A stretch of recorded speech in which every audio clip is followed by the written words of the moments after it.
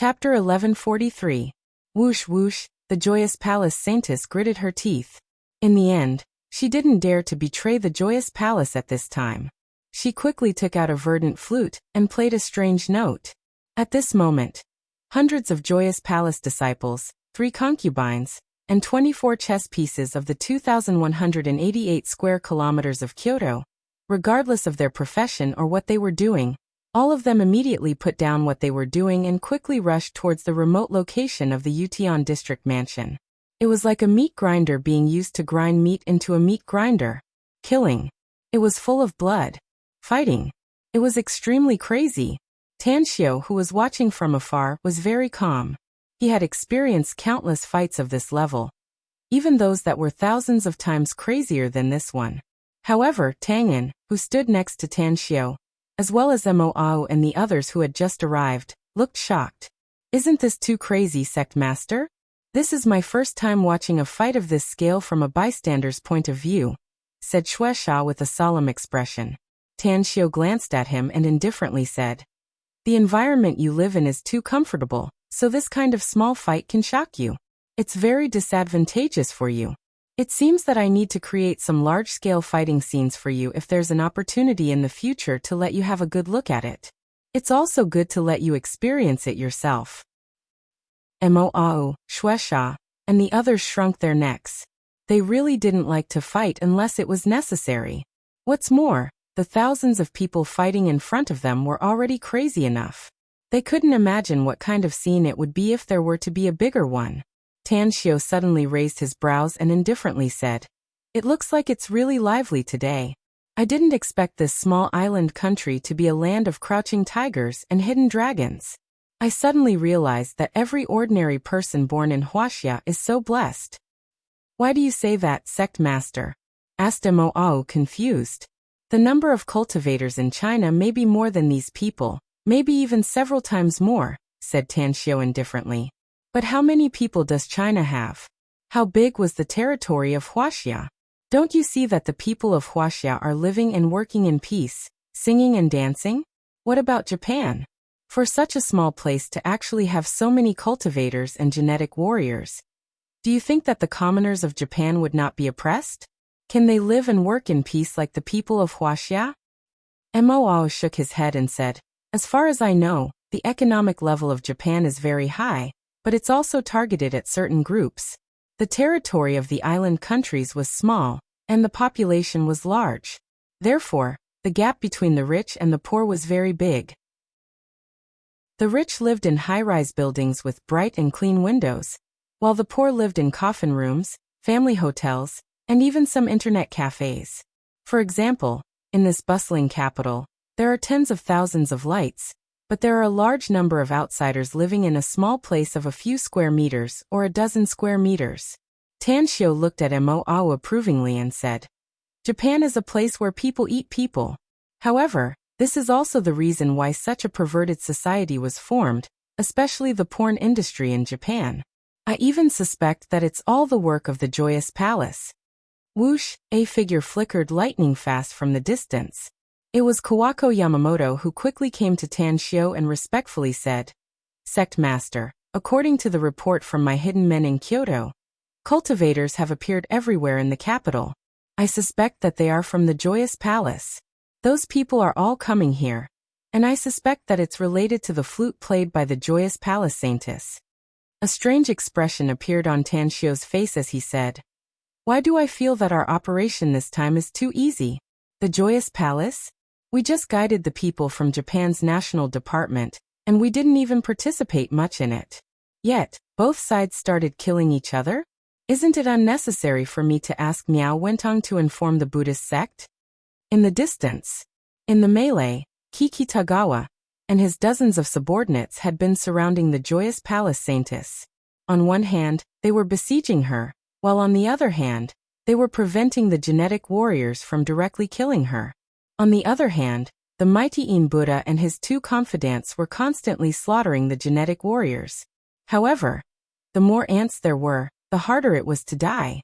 The fearless genetic warriors risked their lives to inflict injuries on In Buddha, Yang Yi, and Yang Air. Hence, The three of them were already riddled with scars after just 10 minutes of fighting. You two, protect the Saintess and escape. Buddha killed 6 or 7 genetic warriors in one blow and quickly appeared near the Joyous Palace Saintess. He then shouted at his 2 subordinates who were approaching him. Quickly, Yang Yi and Yang Er rushed to both sides of the Saintess. Although they were already riddled with scars, they still crazily slaughtered the genetic warriors who attacked them. It was a bloody path. The 4 of them forcibly rushed out for several kilometers. Just as the 4 of them were about to die in the battle, the Joyous Palace's people finally arrived. Although the first batch was only a dozen people who came in a hurry, it was enough to shock the 4 of them. Die. The killing intent in Kitagawa's heart soared several times the moment he noticed the arrival of the Joyous Palace's disciples. He had been holding back his strength after going all out against Buddha. But at this moment he made up his mind that even if he couldn't kill Buddha in a short time, he must kill his 2 subordinates and snatch the Joyous Palace Saintess. The attack was akin to a sneak attack. The long saber cut off one of Yang Yi's arms, and the strange blade's edge changed direction, and tore a 10-centimeter-long bloody wound on Yang Yi's abdomen. Had it been a little deeper, Yang Yi's internal organs would have fallen out. Puff, puff, puff. The 3 genetic warriors rushed to Yang Yi's side without any regard for their lives. 2 of them even hugged Yang Yi's arms the moment his comrade's head was split open. The other dozen genetic warriors accurately seized the opportunity to stab his body with their weapons. Yang Er's eyes looked like they were about to split open.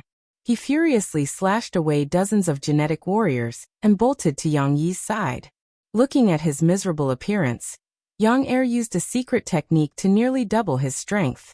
After killing more than a dozen genetic warriors, he reached out and hugged Yang Yi. Kill our way out.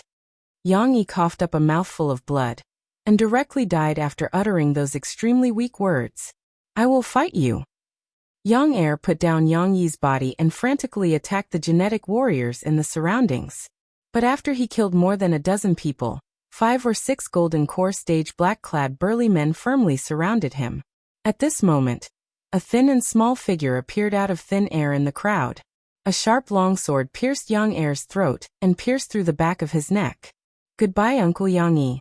It was a 10-year-old boy who winked mischievously at Yang Er. Disbelief burst out from Yang Er's eyes. He knew this boy who had been playing the role of Kitagawa's son.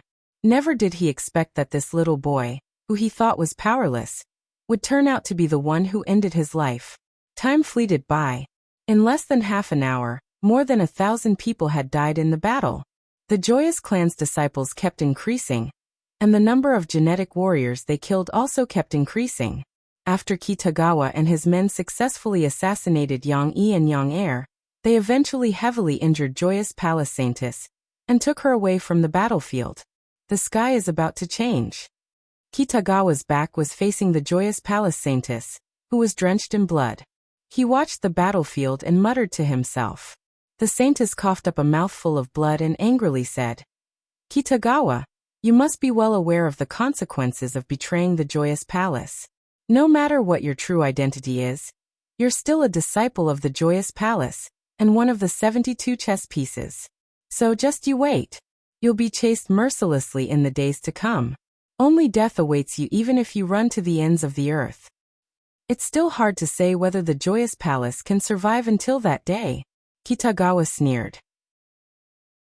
But I'll have to disappoint you if you want to talk about the restriction the Palace Master cast on me. I also obtained that restriction-breaking secret art when I stole the sky-burning mirror back then. Joyous Palace Saintess looked horrified and hurriedly asked, Did you really get it? Kitagawa sneered and didn't answer her question. Instead, he just waited. The Joyous Palace's disciples gradually gained the upper hand, but the number of genetic warriors dying kept increasing. Kitagawa, it seems you're still going to fail in the end, sneered Joyous Palace Saintess. Kitagawa looked at her with a strange expression and asked with a faint smile, Haven't you noticed it yet? It's already come to this, so why am I not afraid at all? Joyous Palace Saintess stared blankly and suddenly had a bad premonition. It's about time. Kitagawa sneered. There should be no more than 500 Joyous Palace disciples in the entire capital.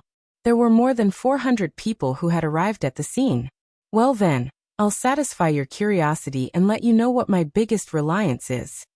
Having said that, Kitagawa soared to the sky and looked down at the crowd fighting below. He shouted, "It's about time. What are you waiting for?" His voice billowed straight to the sky. Just at this moment, a sudden change occurred in the fighting scene. Hundreds of Joyous Palace's disciples who were fighting the genetic warriors suddenly turned their weapons around and stabbed their companions' bodies with their ice-cold weapons when their companions were unaware of it. Why? Countless severely wounded Joyous Palace experts looked incredulously at their companions who had brazenly attacked them and roared. Chapter 1144.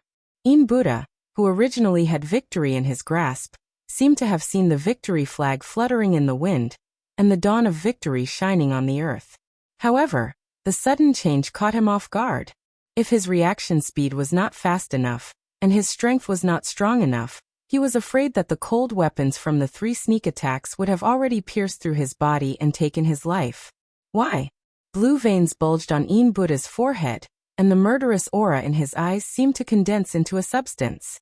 He had hated countless people in his life and wanted to kill countless of them. But it had never been as intense as it was at this moment. Ha ha ha. An insolent, ear-piercing laughter came from a burly man in a black knight suit and holding an exorcism wand. Why? How could you, the venerable Buddha, ask such a stupid question? Do you want to know why we betrayed the Joyous Palace? Why did we betray that old bald donkey? Ha ha ha. You've given us a lot of cultivation resources, so I'll let you be a ghost who knows the answer. We did it for freedom. Freedom? You want freedom? Buddha retorted coldly.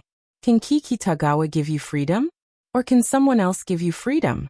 Only death awaits you if you betray the Joyous Palace. Don't forget the restriction inside your bodies. The burly man looked at Buddha as though he was looking at an idiot and laughed more unscrupulously. Restriction? We're so scared. Ha ha ha. Do you think we'd dare to betray the Joyous Palace if we still had the restriction inside our bodies? Buddha, we'll turn you into a ghost venerable today and let you enjoy your life in the underworld. Brothers, let's kill them all.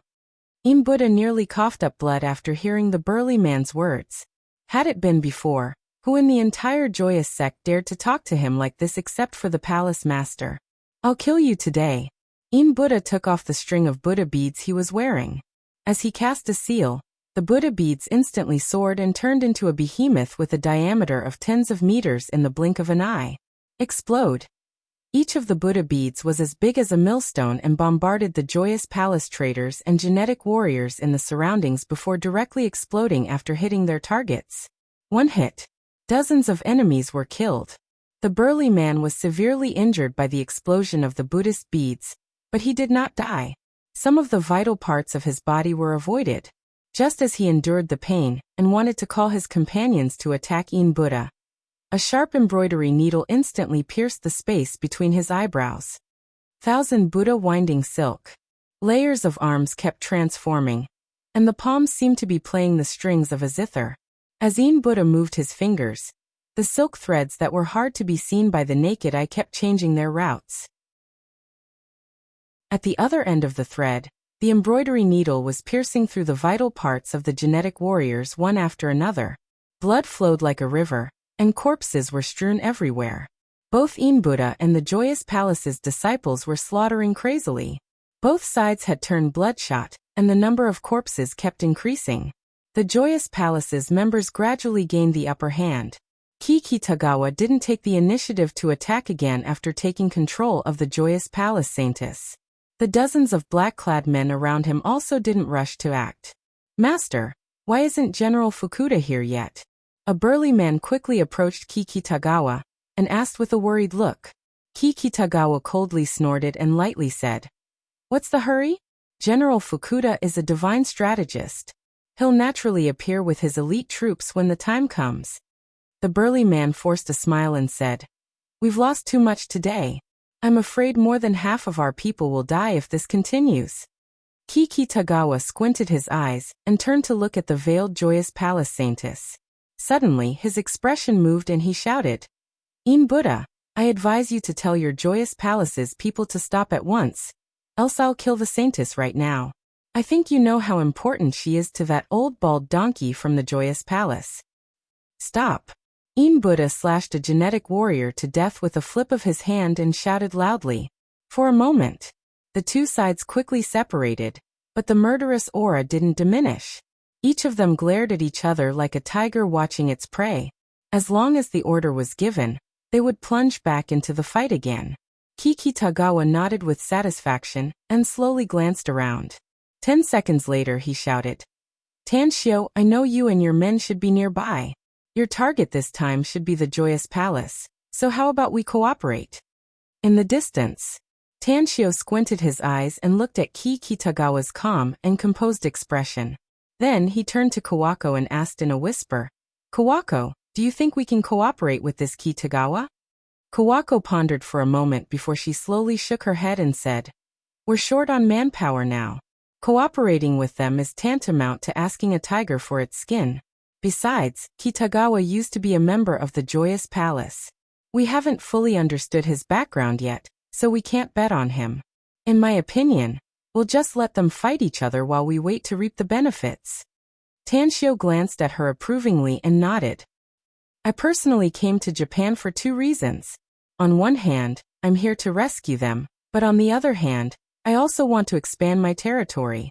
Since Japan is so wonderful, it's best for us to play for a while longer. Even if we want to find someone to cooperate with in the future, we must wait for the Buddhist sect's experts to come. Shortly after, Tanshio ordered Kawako, Moau, and the rest to immediately evacuate and rush toward the corpses strewn all over the ground. When he was still a kilometer away from the two parties, he cupped his fists and laughed aloud. You're a traitor of the Joyous Palace, Kikitagawa. Cooperating with you is tantamount to asking a tiger for its skin. This deal is too risky, so I just have a personal enmity with someone from the Joyous Palace. I won't meddle in your feud. You wanted to get rid of me before, Tanshio, but it has nothing to do with personal enmity. Kikitagawa sneered. I know what you're plotting. Isn't it to uproot the Joyous Palace? The opportunity is right in front of you. If you don't grasp it and we don't do anything, I'm afraid it won't be easy for you to attack the Joyous Palace again. At this moment, the eyes of more than 3,000 people who were still alive were all focused on Tanshio. Except for a few of them who knew a bit about Tanshio's identity. The rest had no idea where Tanshio came from. Buddha's expression turned extremely unsightly and he shouted in a deep voice, What enmity do you have with my Joyous Palace, brat? Who has a personal enmity with you? Who has a personal enmity with me? Tanshio replied indifferently. You're called Buddha, right? I don't feel like taking care of the matters between you two. I won't have to waste my energy if my enemy dies in your fight. So you can fight and kill as much as you want. Don't care about me. Kikitagawa deeply furrowed his brows. He really wanted to know how strong Tanshio was. After all, cultivators in China had mysterious and unfathomable means and powers. If Tanshio was really powerful, he might be able to wipe out the Joyous Palace bandits today. Tanshio, the enemy of my enemy is my friend. How about I give you this Joyous Palace Saintess as a slave if you agree to my request? Kikitagawa directly put out his promise. I have no interest in the Joyous Palace Saintess, so I won't accompany you to play. Tanshio shook his head and said, farewell. Having said that, he flew away without turning his head. His figure had disappeared from the sight of more than 3,000 people, in just a dozen breaths. Tanshio tapped the table with his fingers and slowly said, and create chaos for both sides. It's best if you can kill a few of them to stimulate them. It'll be the best if you can stimulate them to continue fighting, but if they give up, we must evacuate immediately. A special airflow rippled in the surrounding air, but it quickly disappeared without a trace. Puff, puff, puff. Several heads were thrown away and Tang En's figure only appeared for a moment before she disappeared without a trace. Goddamn it! Buddha cursed angrily. He was enraged by the sudden appearance of the mysterious assassin. Even though the other party was wearing a long black robe and a bronze mask, he realized that even when he used his dermic powers to investigate and activated his heavenly eye, He still could not figure out the background of the person who ambushed him, and how strong his combat power was. Kill. Be careful of the enemy's assassin. Buddha roared and no longer paid attention to Tan Xiao, who was alone, as he took the lead and rushed toward the enemy. He didn't want to let it go since he already had the upper hand. As for the Joyous Palace Saintess, he had arranged everything half an hour ago. Even if Kikitagawa's cultivation was astonishing, he was confident that he could successfully rescue the Saintess. Suddenly, the red water droplet mark on the Joyous Palace Saintess's forehead appeared again. Her imprisoned body seemed to have melted as she silently appeared on the chair on the other side. Save her! Buddha shouted and led the experts of the Joyous Palace to rush toward the Saintess. All kinds of blades, swords and Buddhist weapons were unleashed in the fight. It was a massacre. Everyone knew that the other party was likely to make a comeback if they didn't have any trump cards. Buddha's expression suddenly shifted as he watched the Saintess's beautiful figure soaring into the sky. He shouted in a deep voice, "Some of you protect the Saintess. Don't let anything happen to her." Understood. 8 figures flashed lightning fast toward the Saintess. Kikitagawa was tongue-tied as he stared at the Saintess's back with an intense shock in his eyes. He never expected that the Saintess would have the ability to escape at the last critical moment. Puff, puff, puff. Darts appeared out of thin air as though they had penetrated the space barrier and came from another world.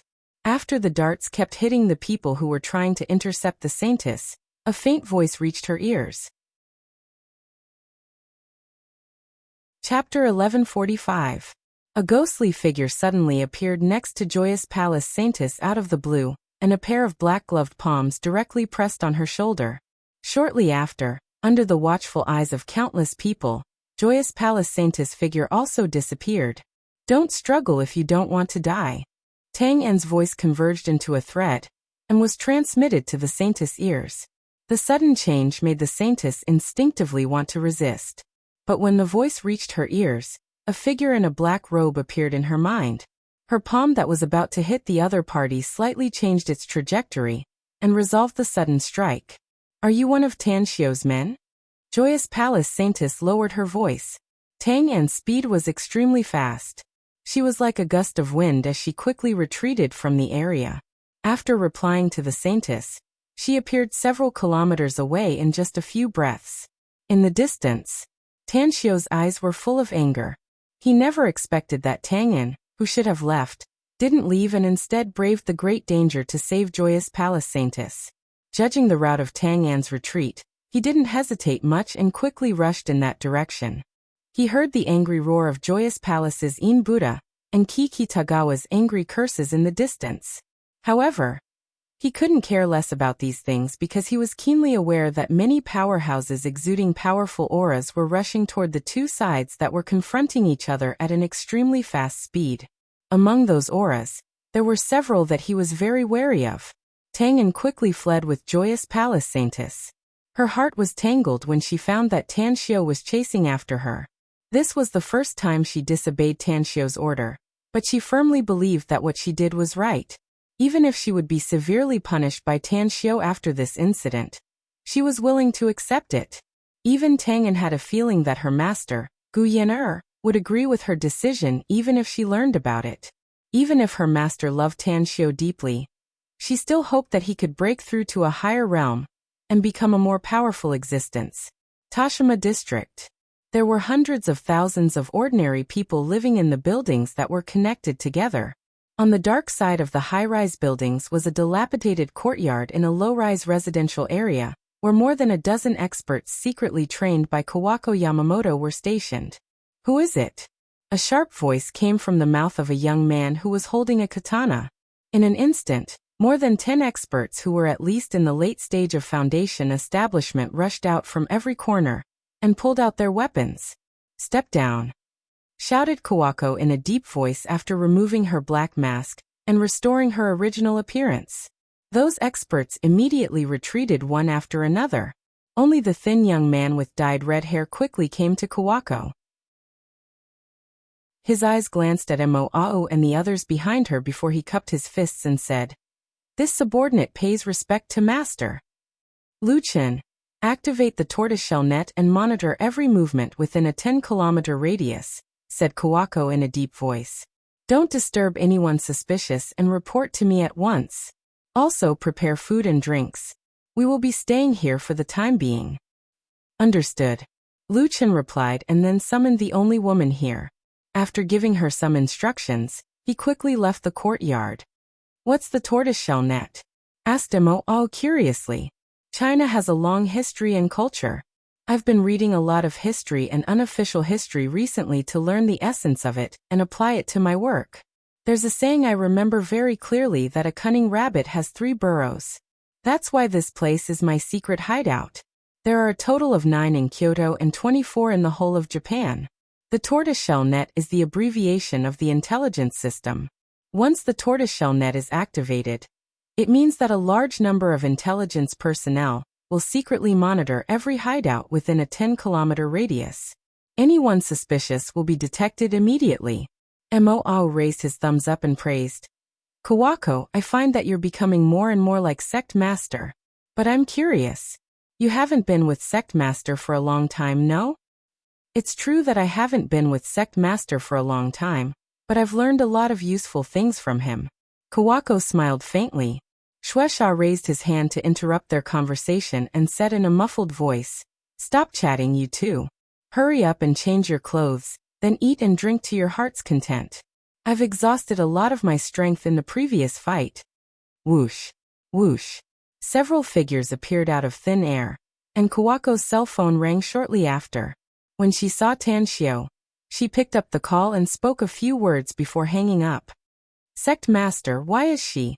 Kawako and the others looked puzzled after seeing the joyous palace saintess. With a gloomy expression, Tan Xiao coldly snorted and said, Kneel. Kneel here. Tangan seemed to have known that Tan Xiao would issue such an order. She knelt on the ground, but her eyes were full of stubbornness.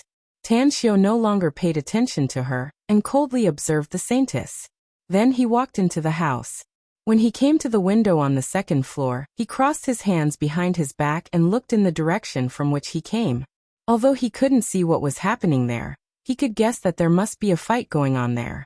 At the same time, he could also sense that the joyous palace saintess had followed him to the second floor and was now standing 4 to 5 meters behind him. After a long while, You should have died there by now, said Tan Xiao slowly. The saintess of Joyous Palace didn't speak after she came over. She just watched Tang Xiao's back with her eyes that were like rippling spring water. Upon hearing this, she slowly said, I could have escaped even without your subordinate's help. Don't underestimate my Joyous Palace's secret escape art. Tan Xiao turned around and looked at her beautiful face through the thin veil. He then sneered and said, You're overthinking it. If my guess is correct, the battle there hasn't ended yet. Those dozens of experts who came later aren't your Joyous Palace's people. Later? The Joyous Palace saintess frowned and asked, What do you mean? And took you away from the battlefield so you couldn't sense their aura, said Tan Xiao lightly. Do you really think Kiki Tagawa is the leader of Japan? The Joyous Palace saintess was not stupid. She was very smart. A bit of dread could be seen in her eyes after hearing Tan Xiao's words, and she said with difficulty, You mean, General Fukuda? Your Joyous Palace has been secretly developing in Japan for so many years, so it's inevitable that you'll be exposed in some places, said Tan Xiao indifferently. Those people from Japan should have long noticed you, and are on guard against you. Even the genetic warriors of Japan, as well as a lot of experts with special abilities, have long regarded your Joyous Palace as a thorn in their side and can't wait to get rid of you. You exposed so many people at once this time, so how could they let go of such a heaven-sent opportunity? The Joyous Palace saintess' lips squirmed, but no sound came out in the end. Tan Xiao observed her with a faint smile on his face and asked with a ruminating tone, But are you still a member of the Joyous Palace now? The Joyous Palace saintess' heart was in a mess after hearing it. She understood Tan Xiao's meaning. It seemed that not only Kiki Tagawa knew that she was the Joyous Palace master's target, but Tan Xiao also knew about it, right? Don't tell me you have the same idea as them? Suddenly, the Joyous Palace saintess realized something and stared at Tan Xiao with a vigilant look in her eyes. Don't think that I'm as narrow-minded as them. Tang Xiu shook his head indifferently and said, using a woman's physique and cultivation to change my own physique and enhance my own strength is something I won't do. Although not all of the cultivators in Wuxia are from the righteous sects, none of us are treacherous villains. The Joyous Palace Saintess felt relieved inwardly, but she was still on guard. Then I don't get it. Why did you save me? You don't get it. Tan Xiu turned to look outside the window at Tang An, who was still kneeling in the courtyard. The Joyous Palace Saintess stared blankly and pondered for several seconds. Then she asked in surprise, you just punished the subordinate who saved me because you didn't order her to save me? Tan Xiu took out a cigarette, lit it up and indifferently said, you're not stupid after all. The Joyous Palace Saintess finally relaxed her vigilance toward Tan Xiu. She turned around and went downstairs. Then, she came to Tang An in the courtyard and asked, I want to know if you knew that you would be punished before you saved me? Yes. Tang An knelt on the ground with indifference in her eyes.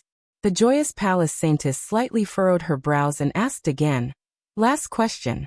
Why did you save me? Will you believe me if I tell you that we hit it off at first sight? Tang An snorted coldly and her figure directly disappeared. However, a wisp of aura fluctuated at the spot where she was kneeling, making everyone in the surroundings understand that she was actually still kneeling there. Upon seeing this, the Joyous Palace Saintess slightly bowed and said, I won't ask anymore since you don't want to tell me the truth. I'll always remember this life-saving grace in my heart. I'll definitely repay this kindness if I ever need this Gongwaner's help in the future. Farewell. Tang An's figure appeared again and coldly said, you can't go. The Joyous Palace Saintess' expression changed and she asked, why can't I go if you don't want to tell me the truth? Tang An was silent for a while and slowly said, I need to take you to see my master. Or, as Grand Master said, I'll hand you over to those people from the Buddhist sect. The Buddhist sect of China? Asked the Joyous Palace Saintess in a deep voice. The Joyous Palace Master once issued an order to hide from those Buddhist sects people if we can, and kill them if we can't. That's why I can't see them. As for your master, who is she? This book can be read for free after 2 p.m. tomorrow. Please spread the news and support me, brothers and sisters. Chapter 1146. You're not qualified to know who my master is, said Tang An with an indifferent expression. All you need to know is that you must stay here and wait for Grand Master's arrangement. I'll take you to see my master if he doesn't want to pick up a hot potato like you. Joyous Palace Saintess looked incredulous and asked, your Grand Master, is he Tan Xiu? Come up. Tan Xiu stood by the window on the second floor and spoke in an indifferent tone. Joyous Palace Saintess looked up at Tan Xiu's indifferent expression and then shifted her eyes to Mo and the others in the courtyard. She hesitated for a moment and finally went to the second floor. What are you going to do? You must stay here from now on and wait for the Buddhist sect's people to come, said Tan Xiu indifferently. I hope you'll follow them obediently if they're willing to take you back to China. But if they don't want to take you back, I'll protect your life. I'm going back to the Joyous Palace. Joyous Palace Saintess angrily said. Can you still go back? Asked Tan Xiu. Joyous Palace Saintess fell into silence. She knew that Tan Xiu was right. Could she still go back? Tang An was the one who rescued her when she was fleeing for her life. Others might not know Tang An's identity, but Kiki Tagawa was very clear about it. Once he spread the news that she had a relationship with Chinese cultivators, it was very likely that the paranoid palace master would do something bad to her. What should I do? Do I really have to stay here and be at their mercy? But where should I go next if I leave? Once the Joyous Palace and Japan's people decided the winner and loser, the first thing they would do would be to look for me. Unless he could escape from Japan at the fastest speed, he would either fall into the hands of the Joyous Palace in a few days or fall into the hands of the National Department of Japan. For a moment, Joyous Palace Saintess Gongwaner was caught in a dilemma. Tan Xiu turned around and walked to the sofa in the room to take a seat. Then he indifferently said, I'm sure you've already figured out what your fate was. It's nothing more than the Joyous Palace Master's goal. You'll die when the time is ripe. However, in my opinion, everyone's fate should be grasped in their own hands. You need to choose the path in front of you properly. Finished. His fingers moved and Kawako quickly appeared in front of Tanshio. Tanshio pointed at Kawako and indifferently said, "If my guess is correct, you should know her." Joyous Palace Saintess Gongwon shot a deep look at Kawako and silently nodded. She's the new patriarch of House Yamamoto, and the young master of the North Star One-Blade School. If it wasn't for Miyagi's order, I'm afraid she would have already become the North Star One-Blade School's master. Tanshio said, "You're right, but did you know her 2 years ago?" "No, I didn't." Gongwon shook her head. Tanshio chuckled and said, "In less than 2 years, she turned from an unknown nobody to become the head of this Tianshang clan, and the future sect master of the North Star One-Blade School. How do you think she can achieve this? How did she get her current strength?" "You gave it to her," said Gongwon. "That's right. Kawako was willing to follow me, so I naturally gave her power and made her an overlord," said Tanshio. "I've never been stingy toward my subordinates. Do you understand what I mean?" "I do. But the Joyous Palace Master once taught me that no matter when and where and no matter what I encounter, I must always keep in mind that I won't release the eagle without seeing the rabbit," said Gongwon lightly. "Is that so?" Tanshio ordered his men to find a pen and paper. After 10 minutes, he wrote down a Buddhist cultivation technique. Then he took out 2 jade bottles and placed them in front of Gongwon. Then he lightly said, "This is a Buddhist cultivation technique. If you can get it and get a lot of cultivation resources, you may be able to ascend to the Buddha realm one day. These 2 jade bottles contain 2 spirit-amassing pills and blood-seizing pills respectively." Gongwon's pupils shrunk and disbelief filled her eyes. She shook her head and said, "Palace Master once said that even the Buddhist sect of China can't have the complete cultivation technique to ascend to the Buddha realm. The reason why Palace Master's cultivation has been stuck at the Buddhist Master realm all these years is that he has no follow-up cultivation technique. He can only explore and create it bit by bit." "You'll know after you read it," said Tanshio. "But I advise you to think clearly before you read it. Once this cultivation technique can really be cultivated to the point of ascending to the Buddha realm, you'll have no other choice but to follow me except to die." Gongwon gritted her teeth and grabbed the Buddhist cultivation technique written by Tanshio just now. It took her 2 hours to read the entire cultivation technique. Her body slightly trembled, and a tempestuous storm was set off in her heart, shocking to the point where it was difficult to be any more shocked. That's right. Even if her current cultivation was still very weak, she could judge whether this cultivation technique was real or fake, and what realm it could reach. It was real. Gongwon reluctantly put down the Buddhist cultivation technique and picked up the 2 bottles of pills. "I've heard about the spirit-amassing pill. It's a very good elixir in the cultivation world, but the refining method of this pill has almost been lost. I didn't expect that you would have it. But what kind of pill is this blood-seizing pill? What kind of effect does it have?" "This blood-seizing pill is a pill used to refine one's physique. I know your strength. Your cultivation is good, but your physical strength is too poor. This is one of the reasons why your cultivation progress is affected," said Tanshio. "If you take 2 blood-seizing pills, it can at least double your physical strength." Hiss! Gongwon couldn't help but gasp. Double it? She was indeed very poor in body refining because the palace master didn't allow her to use secret methods to refine her physique. She was also not allowed to use other methods to enhance her physical strength. Therefore, her physical strength was even inferior to some Joyous Palace disciples with lower cultivation than her. But, even if her physical strength was very poor, it had already reached a very terrifying level. Just 2 blood-seizing pills could double the strength of one's physique. This effect was too terrifying. Tanshio crossed his legs and lit another cigarette. He slowly smoked and waited for Gongwon's reply. He wanted Gongwon to be his subordinate, but it was actually a temporary idea. On one hand, it was because of her physique, and on the other hand, she could help him in other aspects. For example, getting rid of the Joyous Palace. Another example was that once she ascended to the Buddha realm in the future, he would plant a nail in the Buddha realm.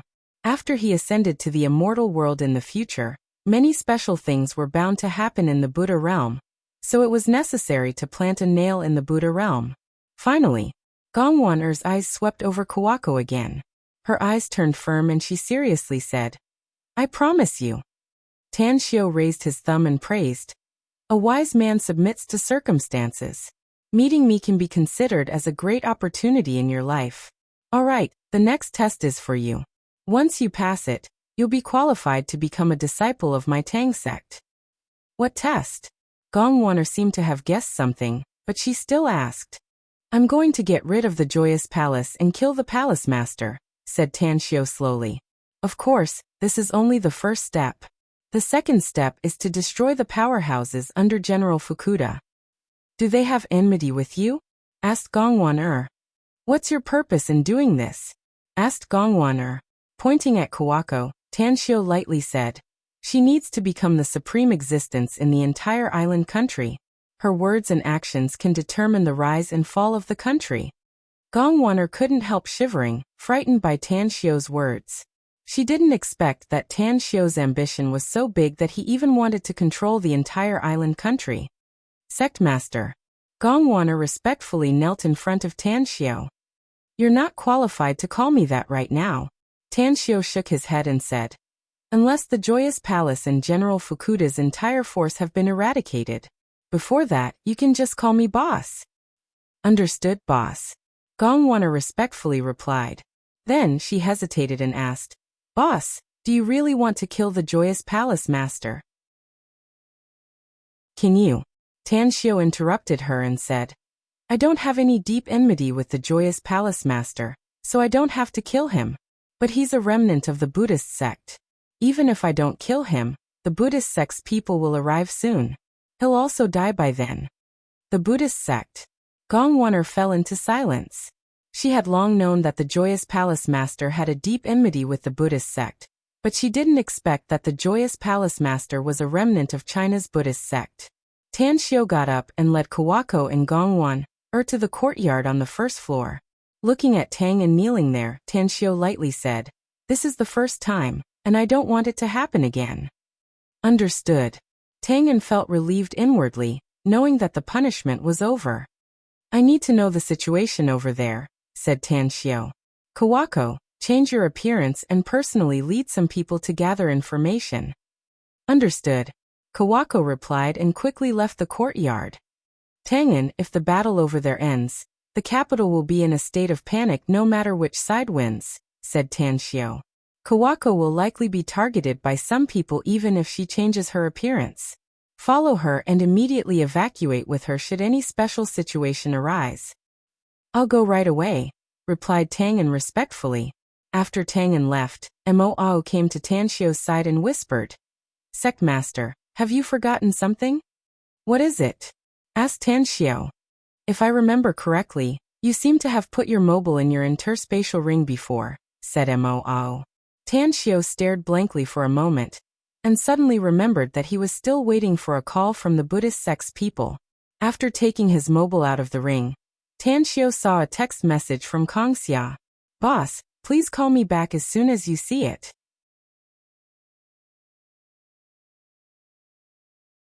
Chapter 1147. When Tan Xiao saw Kongxia's message, he knew that she had something important to tell him. Otherwise, given her personality, she would never easily look for him if it was something she could decide. "Are you looking for me, Kongxia?" "You finally called me, boss. There are 2 things I need to report to you." Kongxia's surprised voice came from the phone. "What is it?" asked Tan Xiao. "The first thing is that businessmen from 36 countries around the world, with a total of 470 companies, have gathered in Star City, hoping to get the dealership rights for our products. I've sent some people to investigate these companies, and the specific information of these companies will be in front of me in a week at most. I'll review it and then decide which company's person in charge to contact. According to the rules you've set before, we'll only pick 1 dealership in each country, which means 36 companies will be selected in the end. However, I estimate that there will be more foreign company heads coming here in the next week. If you can come back in the near future, I hope you can take charge of Star City." Tan Xiao pondered for a moment and slowly said, "This matter is very important, so I'll try to get there as soon as possible." All right, you announce to the world that the magnificent Tang Corporation will announce the list of dealerships in each country a month later. Those who want to cooperate with the magnificent Tang Corporation must submit a letter of intent for cooperation to the magnificent Tang Corporation within a week. After that, the magnificent Tang Corporation will ignore any foreign company that comes knocking on our door. When can you come back? Asked Kong Xia. Tan Xiu forced a smile and said, I'm in Japan now. I haven't solved the issues here, so I'm afraid I can't go back for the time being. But you can rest assured that I'll be able to solve the issues here in a month at most, and then return to Star City. All right. Upon hearing it, Kong Xia said, the second thing is that the second phase of Star City's new city project is progressing smoothly, but there are countless buyers from all over the country. Therefore, even if the second phase is fully developed, the supply will still fall short of the demand. The second in command of Star City, the leader, personally came to me and Long Hanwen a few days ago, hoping that he can sell all the houses we've hoarded. What do you think? Tan Xiu frowned. We still have a lot of properties under our control, so I think we can sell all of them, said Kong Xia. Because of the advance order for the second phase, our magnificent Tang Corp still has the priority. Even if all the properties in the first phase are sold, we can still hoard a lot of properties in the second phase. Or the third episode, the fourth episode, and every episode after that. We can make use of the difference in the middle to make a lot of money. What does Long Hanwen think? Tan Xiu asked. Kong Xia said, his thoughts are similar to mine, but he said that he needs to ask your opinion first. If you agree to let our magnificent Tang Corporation sell all the properties in the first phase, then the Long Group will also sell all the properties they have hoarded. Tan Xiu said, in that case, let's sell them all. What I'm most concerned about now is, once all the properties are sold, how much money can we get in a short period of time? Also, how much funds does the magnificent Tang Corp have available? About 60 billion, said Kong Xia. After a brief pondering, Tan Xiu bitterly smiled. It's too little. What do you need to do, sir? Asked Kong Xia. Only recently did I realize that there are so many cultivators in the world. Tan Xiu sighed. I'm afraid that more cultivation resources will be needed if the major forces continue to expand their forces in the future. That's why I need a lot of funds to buy cultivation resources and snatch them from the major forces all over the world. At the very least, the cultivation resources the Tang sect needs to hoard are enough for all its disciples to consume for 20 years. Didn't you get 2 islands in the South China Sea? Asked Kong Xia hurriedly. Are the resources there not enough? Tan Xiu forced a smile. Not enough. It's far from enough.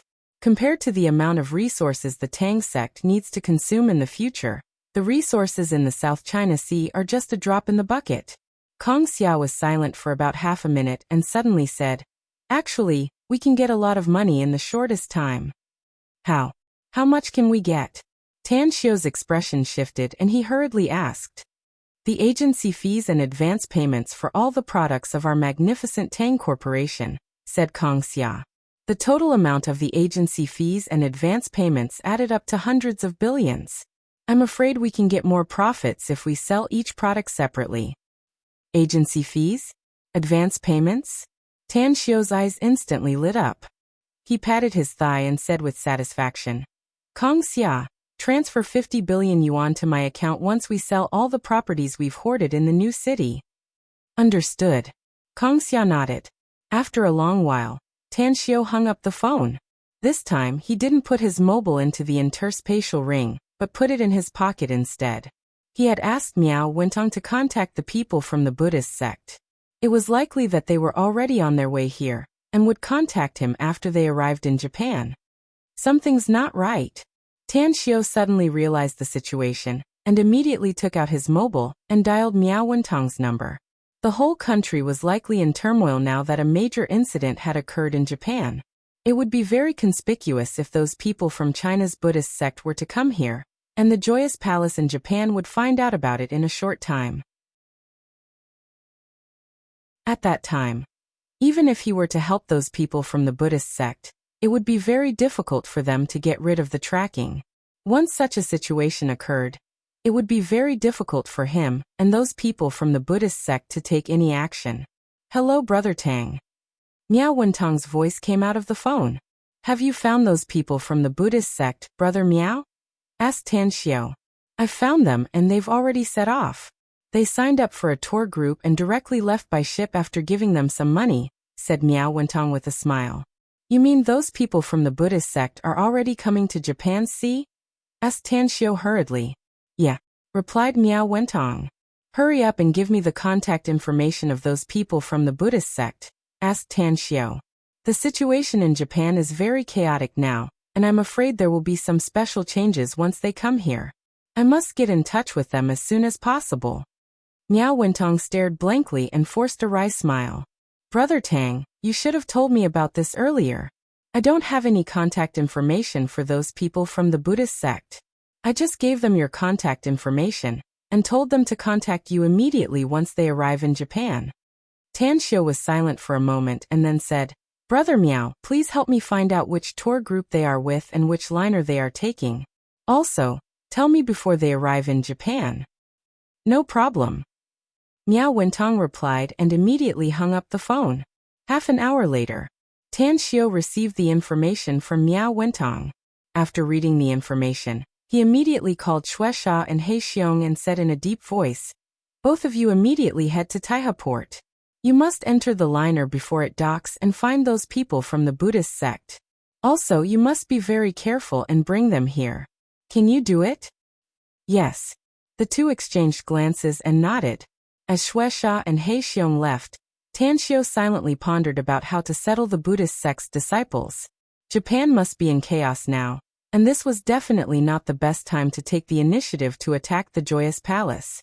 Once he and the Buddhist sect's people destroyed the Joyous Palace, General Fukuda would never stand idly by. Shortly after, Kawako Yamamoto came back from the outside and reported the result of the battle between the Joyous Palace and the officials to Tan Xiao. Tan Xiao immediately fell into silence. The Joyous Palace was defeated. Although he had already guessed the result, he still felt that it was a pity. Since the Joyous Palace suffered a heavy blow, it was very likely that the Joyous Palace's palace master would choose to go into hibernation immediately. He might even move out of the Joyous Palace and hide in another safe place. Gongwan. Tan Xiao slowly looked up and sent a voice transmission to Gongwaner's ears on the first floor. After a while, Gongwaner appeared in front of Tan Xiao and respectfully said, What's your order, boss? I just got the news that the Joyous Palace was defeated in the battle, said Tan Xiao lightly. Of course, this kind of defeat is to be expected. After all, it's General Fukuda's home field. It's not surprising that he defeated the Joyous Palace's forces in Kyoto when he went all out. I let you come over because I want to hear something from you.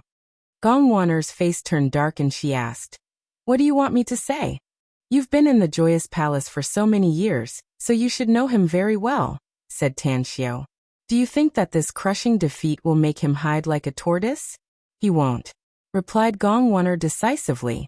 Tan Xiao raised his brows and asked with a hint of surprise, Why are you so sure?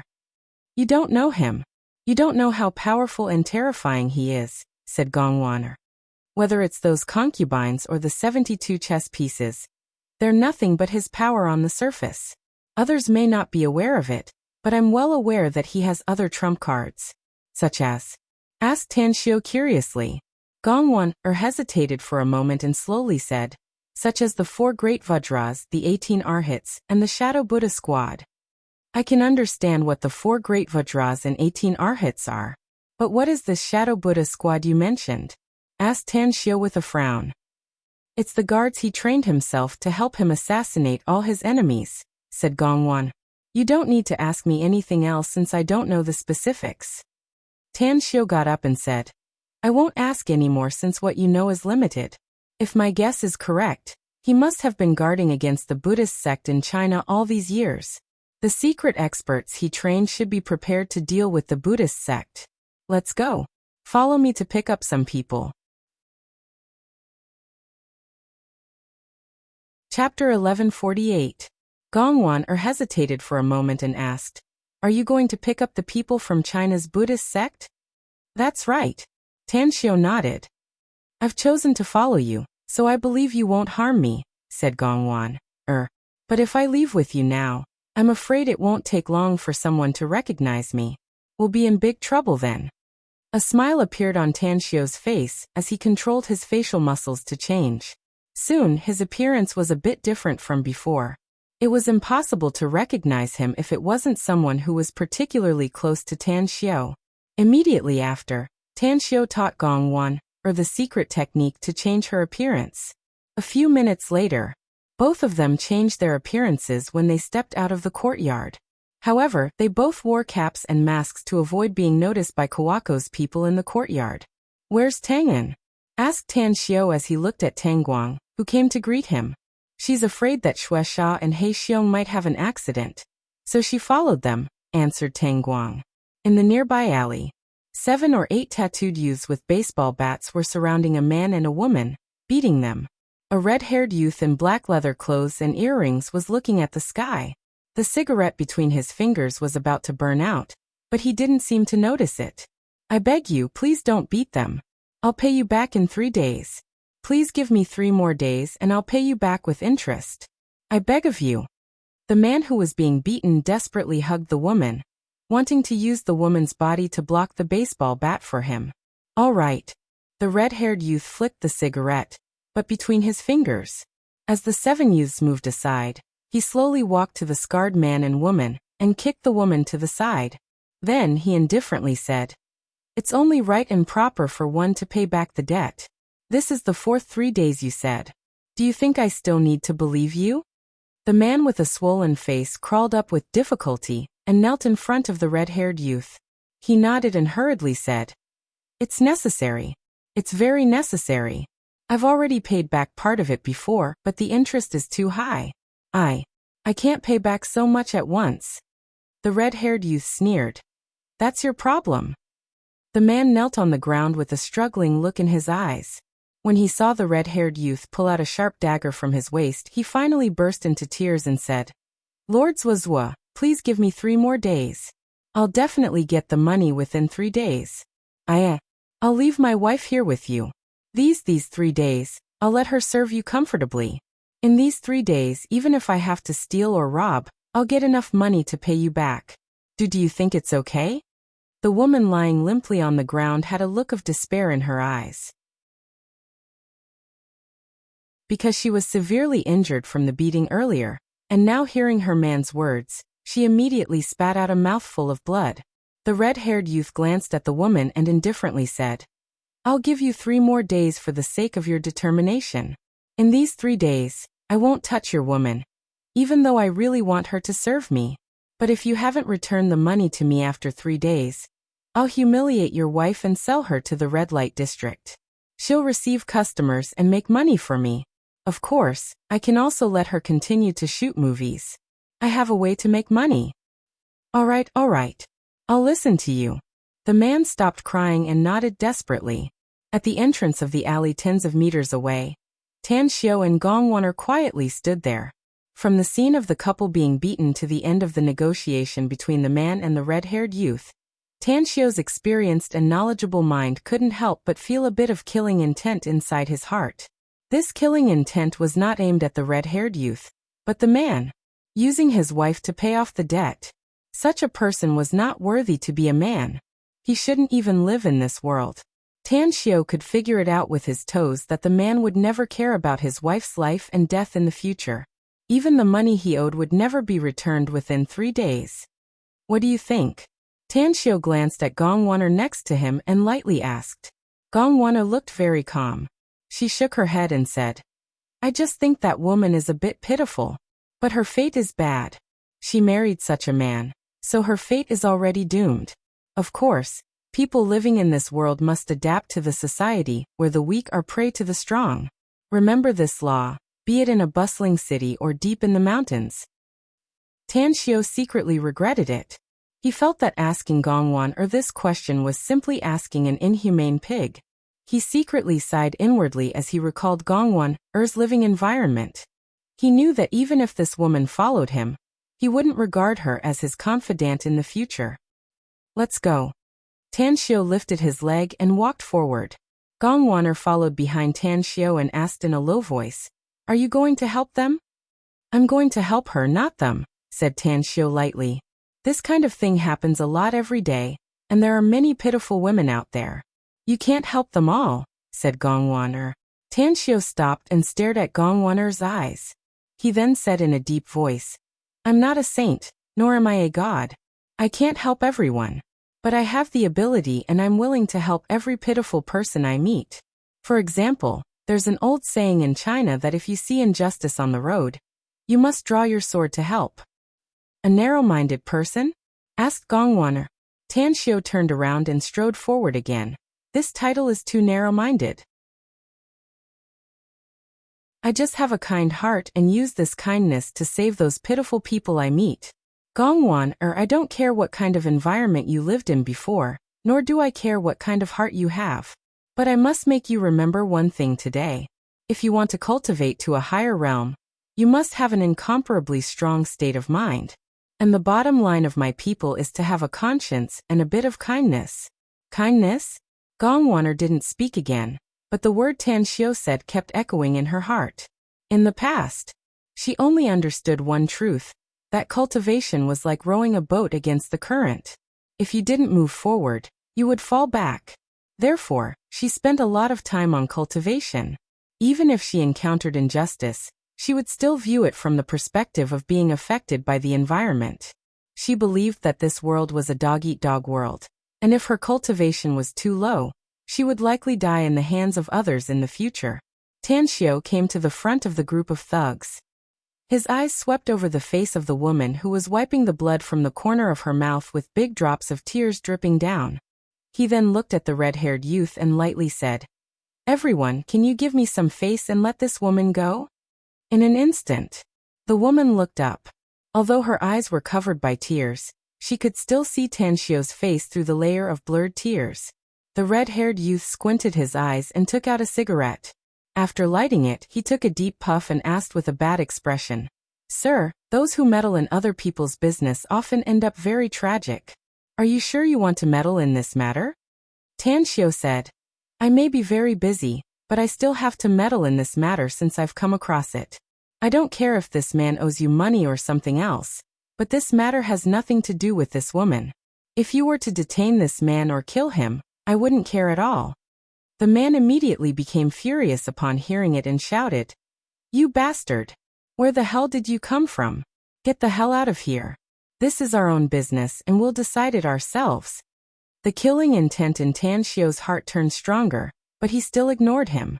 He continued to look at the red-haired youth and said, "As the saying goes, every debt has its debtor. A man owes you money, yet he uses a woman to pay off the debt. Don't you think it's a bit too much? I've heard this saying that robbers also have their own way of doing things. Even if you're a thug and a member of the underground forces, you should also know the rules of the underworld." The red-haired youth took a few deep puffs of his cigarette and said in fluent English, "Just because you can say such words, I'll let you leave here standing today. Let me tell you something.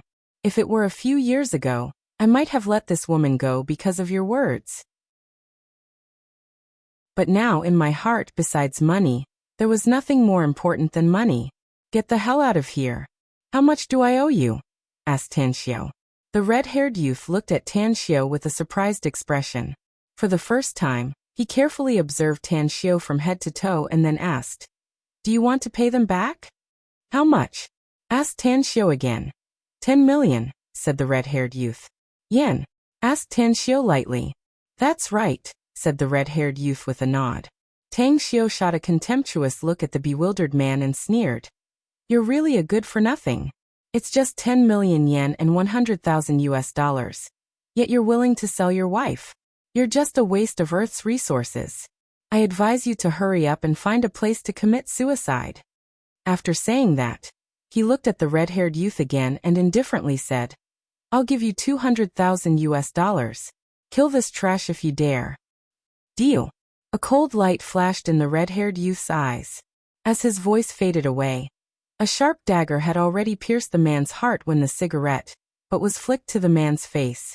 His speed was very fast. After the dagger deeply pierced the man's heart, He instantly pulled it out and directly slashed the man's neck.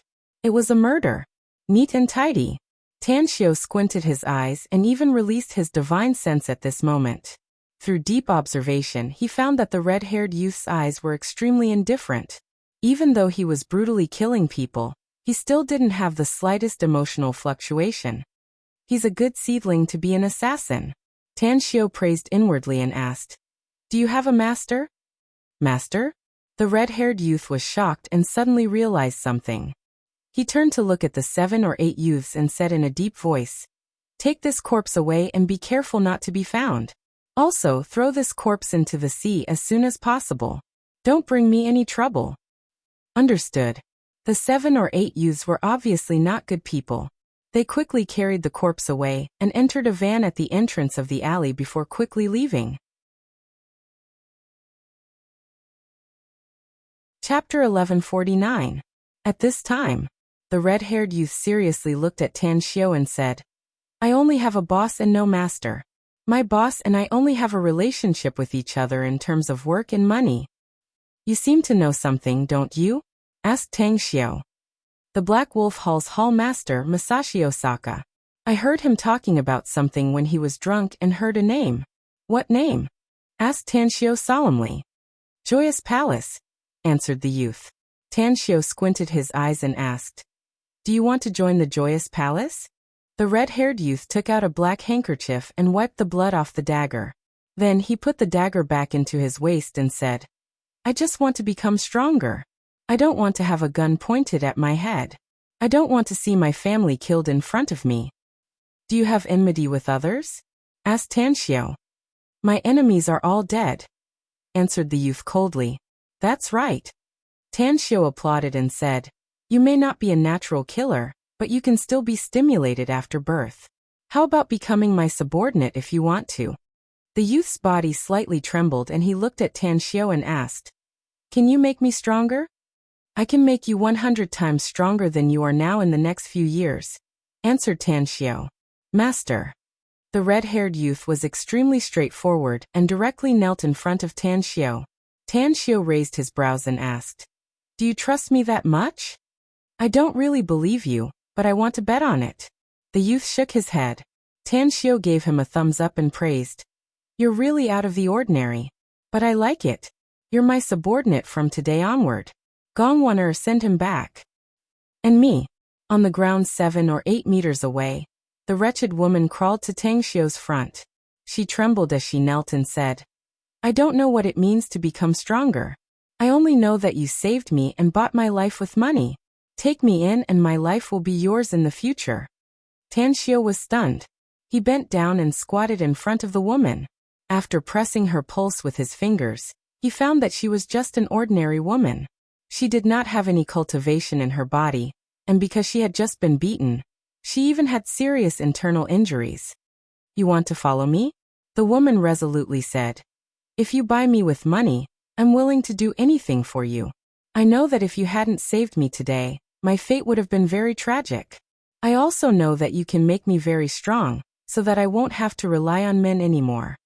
After a moment of silence, Tanxiu suddenly asked, "Do you dare to kill?" The woman showed a trace of hesitation, but then she nodded heavily and said, "If you want me to kill, I will kill."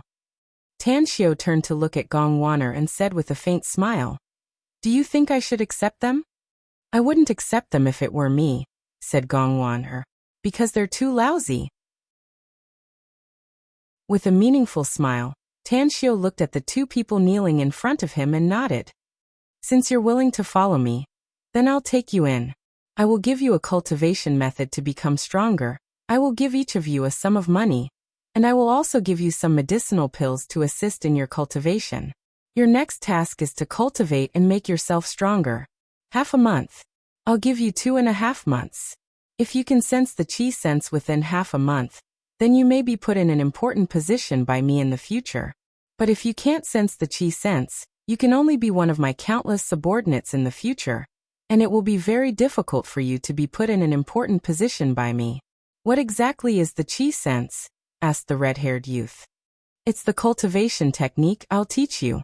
Constantly sense the chi flow inside your body.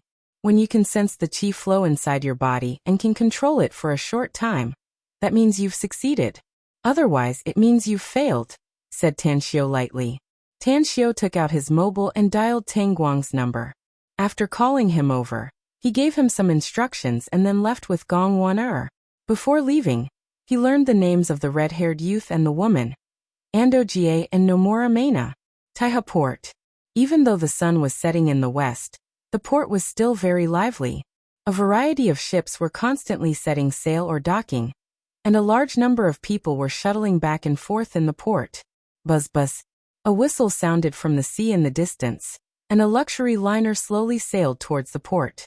The people at the port didn't see that behind the luxury liner were 5 speedboats sailing at the same speed. A figure flickered lightning fast on 2 of the speedboats and quickly dashed to the luxury liner. A few minutes later, inside the cabin on the 3rd floor of the luxury liner, 2 burly men walked into the red-carpeted corridor. Shueisha and He Xiong exchanged glances and smiled as they quickly came to the end of the corridor. I'm He Xiong from the Tang sect. Please come out and meet the grandmasters. He Xiong stopped and released his aura as he spoke in a loud and clear voice. Creak, creak. The 9 hatches opened one after another as eminent monks in kasayas and evil-vanquishing staffs came out of the hatches. The leader, Jade Buddha, observed He Xiong and Shueisha and immediately furrowed his brows. He clasped his hands together and said, Benefactors claim to be from the Tang sect. May I know if you have any proof?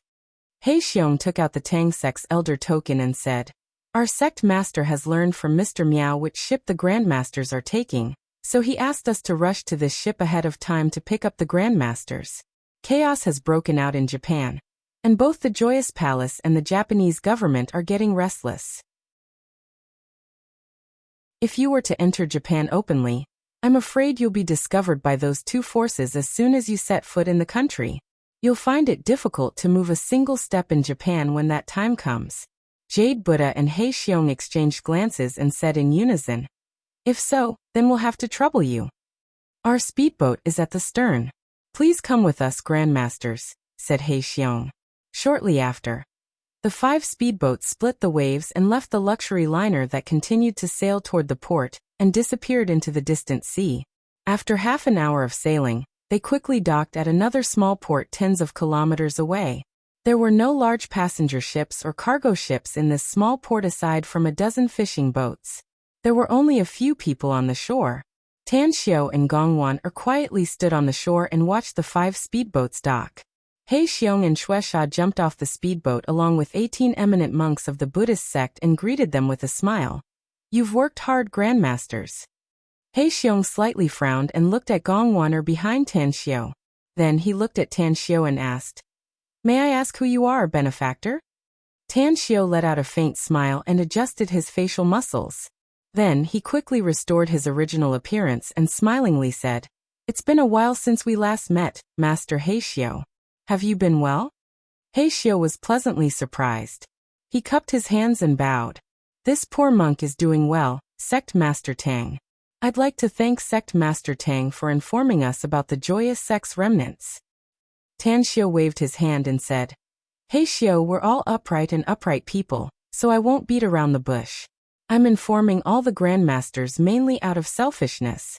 The Joyous Sect's remnants are a malignant tumor in Japan, and a great threat to my subordinates here, so I need to get rid of this tumor. Furthermore, your Buddhist sect has a deep enmity with the Joyous Palace, so I've invited you here to help me. You also have subordinates in Japan, Sect Master Tang? Blackface Buddha was surprised. I'm a cultivator and naturally lack cultivation resources, said Tanxiu with a smile. Since Japan is rich in resources, it's reasonable for me to send someone to collect them. He Xiu suddenly understood and smilingly said, Ba. Sect Master Tang is young and promising, so I'm sure that you'll be able to shake the cultivation world in the future. It's our fortune to be able to fight side by side with you this time. No need to be so polite then. Tanxiu smiled and said, Please board the bus, grandmasters. There are a lot of clothes on the bus, so I hope you can change your clothes to avoid being monitored by the Joyous Palace and the Japanese officials. Change clothes? The 18 eminent monks exchanged dismayed glances. When Heishio took them to the medium-sized bus parked on the shore, and saw the prepared clothes, each of them suddenly wore a strange expression. "We are wearing these clothes." Heishio pointed to the clothes on the seats and asked Heishio, "Grandmasters, we could only prepare these clothes due to the lack of time," said Heishio. "I hope you don't mind." Ba. Despite their reluctance, the 18 eminent monks still cooperated and changed their clothes. They were all wearing suits and brand new ties. Even their feet were wearing brand new pairs of leather shoes. Additionally, Heishio and Shueisha also prepared hats and sunglasses for them. After boarding the bus with Gongwan Tanxiu immediately smiled upon seeing the 18 eminent monks' attire. He nodded and praised, "Grandmasters, let's go to a safe place first and then discuss how to deal with the Joyous Palace. I'll tell my subordinates to tell you about the Joyous Palace's situation on the way." Ba. The 18 eminent monks joined their hands and nodded. On the way, Gongwan explained the situation of the Joyous Palace to them. When she finished, the 18 eminent monks from China were dumbfounded with shock written all over their faces. "Unbelievable." Jade Buddha was the first to sober up from the shock, and said with a forced smile, "It was a bit hard for me to accept it at first, but I have to admit that the Joyous Sect's surviving members have been doing things beyond my expectations all these years." Tanxiu sighed. "I've seen some of you in the Himalayas, but there are also some I haven't. But I'm sure that it's impossible for the 18 of you to eliminate the Joyous Palace." Jade Buddha nodded and said, "If what this female benefactor said is true, then we really can't do it. However, Sect Master Tang has a profound cultivation and unfathomable strength. Coupled with your resourcefulness, I'm sure we can get rid of this tumor if we work together." Chapter 1150. Tashima District. After returning here, Tanxiu immediately arranged for someone to prepare a vegetarian meal. After everyone had a simple meal, they entered a spacious living room. Blackface Buddha, Jade Buddha, both of you are eminent monks of the Buddhist sect. This time you came to Japan to clean up your sect, which is our second cooperation. Gongwan told you about the Joyous Palace's situation on the way here. Do you have any good plans? Asked Tanxiu after taking 2 sips of hot tea. "How many experts do you have in Japan, Sect Master Tang?" asked Blackface Buddha in a deep voice. "It's not easy to come to Japan secretly." Tanxiu shook his head and said, "That's why my Tang sect doesn't have many people in Japan, less than 10 in total. However, my subordinates have been operating in Japan for a long time, and I have a lot of people under me. Although they don't have any experts and the strongest is at the foundation establishment stage, they have a lot of people and can be the vanguard at the critical moment." Too few. Blackface Buddha shook his head and said, "It seems this poor monk needs to explain the situation to the sect and ask the abbot to send a group of people. Sect Master Tang, will your Tang sect also dispatch a group of experts?" Tanxiu was a bit disappointed inwardly. He looked at Jade Buddha, who was wearing a faint smile. Suddenly his expression slightly moved and he asked, "What do you think, Jade Buddha?"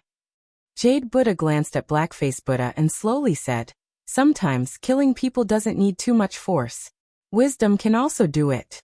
That Joyous Palace's master has been operating in Japan for so many years, so I'm sure he won't be willing to give up his foundation. But the Japanese officials regard the Joyous Palace as a thorn in their side, so we might as well borrow the power of the Japanese officials and let them fight first. When both sides suffer, we'll be the fishermen to reap the benefits." Tanxiu gave a thumbs up and praised, "Jade Buddha's idea is exactly the same as mine.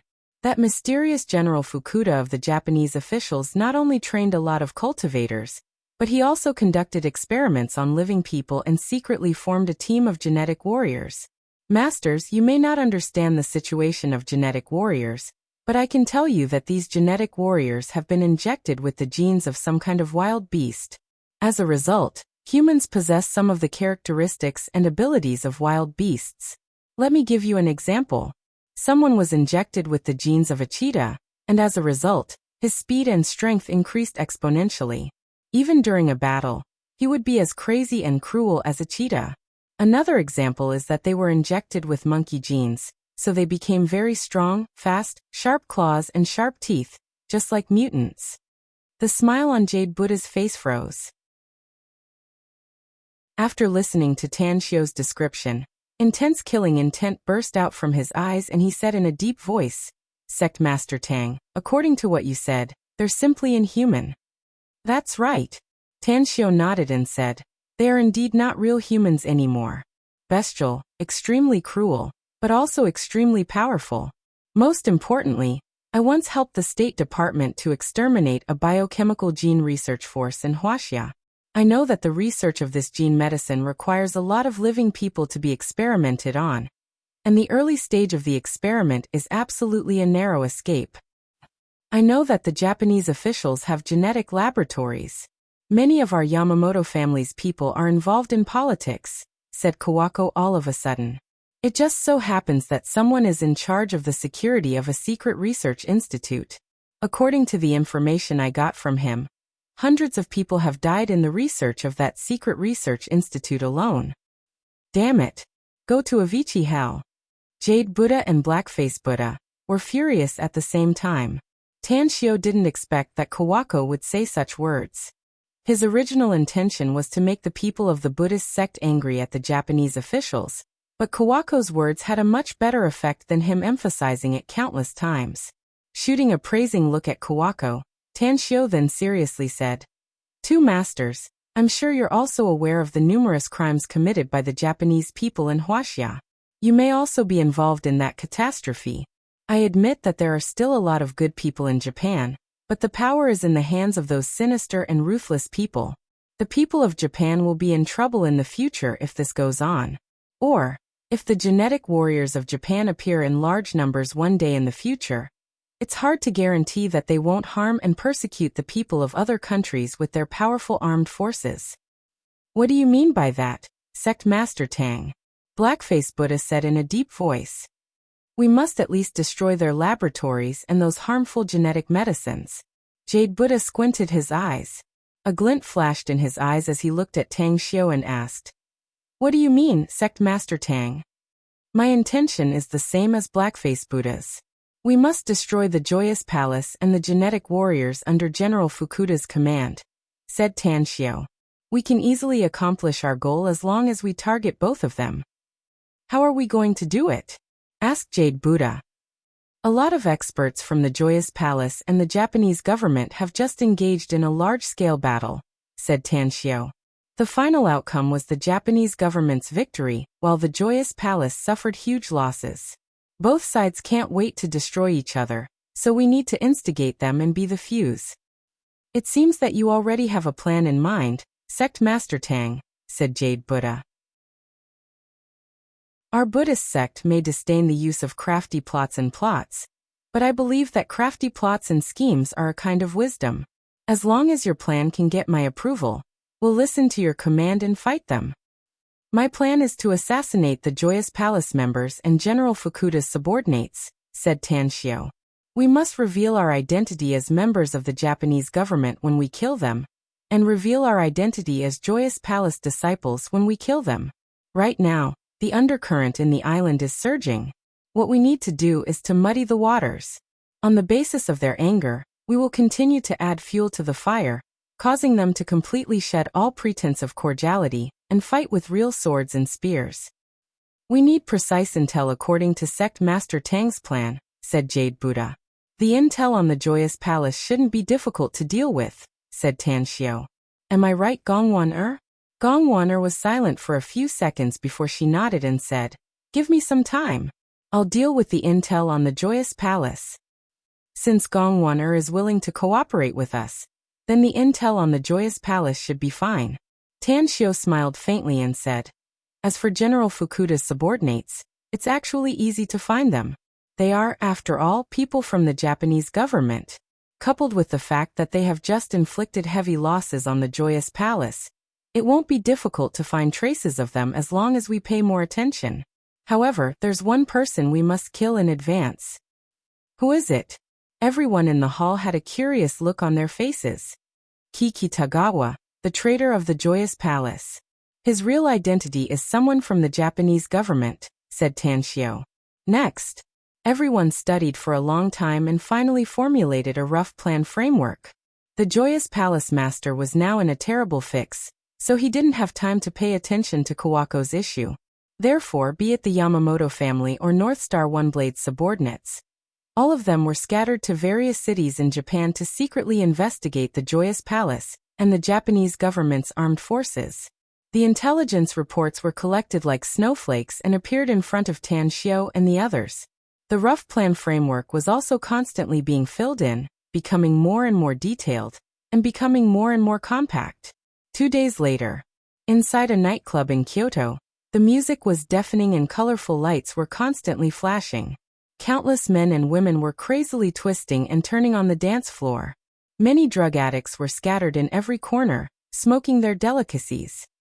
Youths dressed as waiters were constantly shuttling back and forth in the rest area with wine and fruit trays, but their vigilant eyes were constantly glancing at the crowd around them. Tan Xiao, who had changed his appearance, was held by Kawako's arm as they leisurely found an empty table and took a seat.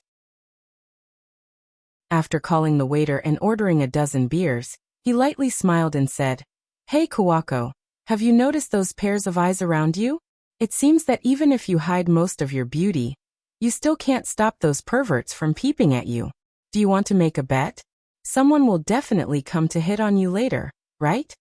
A smile outlined on the corner of Kawako's mouth.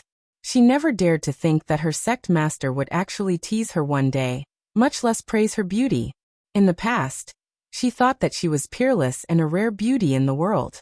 But ever since she got to know Tan Xiao and learned about the women around Tan Xiao, her pride slowly faded away. However, the moment she saw Gongwan, or even though she was wearing a veil, she could still clearly see her face. That breathtakingly beautiful face made even her heart flutter. "Boss, since you think I'm not bad, then how about we go get a room after we deal with the matters here?" Kawako stared at Tan Xiao with a faint smile and said, "Ugh." Tan Xiao's expression turned stiff and he immediately let out an embarrassed smile. "The weather is really good today. It's a dark and windy night, the perfect time to kill someone. I hope the news we got is correct, and that the big fish will come here tonight." Kawako giggled, and was about to speak when a figure came in front of her. It was a man in a luxurious suit with shiny slicked-back hair. He slightly raised his arm, revealing the expensive branded watch on his wrist. "Hey Belle, wanna dance?" The middle-aged man smiled, but his eyes kept lingering on Kawako's chest. Kawako rolled her eyes and waved her hand as though she was shooing away a fly. "Scram back to where you came from. Don't bother me. There are so many blind people these days. Can't you see that I have a partner next to me?" "You." The middle-aged man had an extraordinary bearing, but he was still infuriated by Kawako's words and cursed loudly. "Bastard. Do you know who I am?" Chapter 1151. An impatient look appeared on Kawako's face, and her words were particularly vicious. "Hey, why are you so shameless? I wouldn't want an old fart like you even if you were my son. How much future can you have? Get the hell out of here, else my partner will cut off your penis and feed it to the dogs." The middle-aged man was so angry that his body trembled. He grabbed a bottle from the table and fiercely smashed it at Kawako's head. BM. The wine bottle exploded, and the broken glass, along with the wine and blood, splattered everywhere. However, it wasn't Kawako who got a hole in her head, but the middle-aged man. A lit cigarette was dangling from the corner of Tan Xiao's mouth, and a half-broken bottle in his hand. There was a faint smile on his handsome face. "You want to lay your hands on my woman? Are you tired of living?" After the middle-aged man crouched down while covering his bleeding head, Tan Xiao kicked him in the face and sent him flying several meters away before he heavily slammed on the table behind him. Immediately, the few guests at that table stood up in fright, and 2 timid women even let out terrified screams. The fruit plates and beer on the table fell to the ground and turned into a mess. Kawako's eyebrows nearly curved into crescents as she pretended to be a delicate woman. She conveniently picked up a bottle of beer from the table and imitated Tan Xiao's actions as she trotted to the middle-aged man's side and smashed him on the head. At the same time, she used her other hand to cover her eyes and let out a panicked scream. Then, like a frightened bunny, she whizzed back to Tan Xiao's side and hid behind Tan Xiao. "Bastard. Damn it. The middle-aged men at the table were shocked by the sudden change. When they saw Kawako hiding behind Tan Xiao, they suddenly woke up and rushed toward Tan Xiao and Kawako. Bang bang bang. Shueisha and He Xiong rushed out from the crowd not far away. Their fists were very fierce. At the very least, the surrounding people thought that they were very fierce. Their simple attacks caused the 4 middle-aged men to be thrown off their feet, causing them to scream again and again. The scene. It became even more chaotic. Many people even left the resting area and ran into the distance. In just half a minute, there was no one else in the area where Tan Xiao and the others were. All of you stop. A middle-aged man in a black waistcoat and gold-rimmed glasses hurriedly arrived along with 4 big men in suits, whereas the waiters in the surroundings gathered around and glared at Tang Xiao's group like tigers watching their prey. Tan Xiao raised his hand to stop Shueisha and He Xiong, who were beating up the 4 men. He looked at the middle-aged man who had just rushed over with a faint smile on his face, his eyes sweeping over the token on his chest. What? You want to meddle in other people's business? Tan Xiao didn't understand Japanese, so he could only speak in fluent English.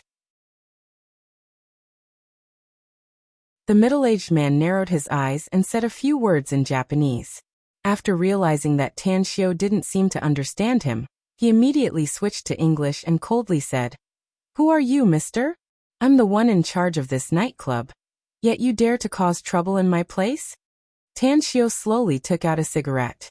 Kawako immediately came out from behind Tan Xiao and quickly lit it for him. Then she carefully hid behind him. Tan Xiao took 2 puffs of the cigarette and calmly asked, "How should I address you, mister?" "Oshima." "You can call me Oshima," said the middle-aged man indifferently. Tan Xiao slowly nodded and asked, "Mr. Oshima, I have a serious question to ask you, and I hope you can answer me truthfully." "Please ask," said the middle-aged man in a deep voice. "What would you do if another man took a liking to your wife and that man flirted with her in front of you as if you didn't exist?" asked Tan Xiao. "I'll kill him." The middle-aged man's answer was extraordinarily simple. Tan Xiao suddenly understood and forced a smile. "It seems that I'm still too soft-hearted. It turns out that I need to kill someone to vent my anger. No wonder I'm still so angry now." As his voice faded away, Tang Xiao dashed to the front of the middle-aged man, grabbed his hair, and fiercely slammed him against the table's corner. With just one hit, the middle-aged man's struggling body went limp, and his aura gradually dissipated as red liquid flowed out from the top of his head. Tan Xiao clapped his hands and said with satisfaction, "Thank you for your advice, Mr. Oshima. It turns out that the anger inside me can only be appeased by killing him." "That's right, Mr. Oshima just asked me why I caused trouble in your nightclub, so I'll answer your question now. It's because this guy, whom I've already killed, flirted with my woman in front of me. Do you think this explanation is enough?" Oshima looked incredulously at the middle-aged man who gradually stopped breathing. A chill ran down his spine. Although he had also killed a lot of people, the current Tan Xiao in his eyes was absolutely ruthless and merciless. Because he had never seen a person who could speak to him so calmly with a satisfied smile after killing someone else. It was as if he didn't kill a living human, but an ant or a fly. Oshima secretly took a deep breath. He looked at Tan Xiao and said in a deep voice, "How should I address you, mister? Don't you know that killing someone is against the law?" Tan Xiao shrugged his shoulders and said, "Is it against the law to kill someone? How come I don't know about it?" "That's right. I forgot to tell you that I'm not a native of your country. As long as I can leave this country smoothly, it will be very difficult for you to convict me no matter how powerful your country's law is, no?" Oshima's eyes swept over Shueisha and He Xiao before finally landing on Tan Xiao's face. He took 2 steps back and waved his hand, shouting, "Catch them." Tan Xiao secretly shook his head and helplessly said, "Well, I won't talk nonsense with you since you're going to fight. Come on, you two. Get rid of these bastards who want to bully a foreigner like me." Shueisha and He Xiao drew their Mitsubishi army knives from their waists at the same time and glared fiercely at the 4 black-clothed men and a dozen waiters. The knives rose and fell, causing blood to splatter everywhere, including the 4 black-clothed men.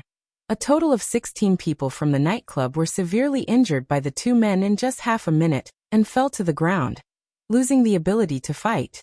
Tanshio chuckled as he looked at the incredulous Oshima and raised his middle finger, saying, "Hey, you bastard. The people you sent are too lousy, no? These 2 men of mine have won the championship belts of the International Underground Boxing Tournament. Let alone a dozen of these soft-footed shrimps. Even if you send out a dozen dogs, they won't be able to beat these 2 men of mine. If you know what's good for you, come here and kowtow to apologize, else I'll take your life today." A haze filled Oshima's eyes.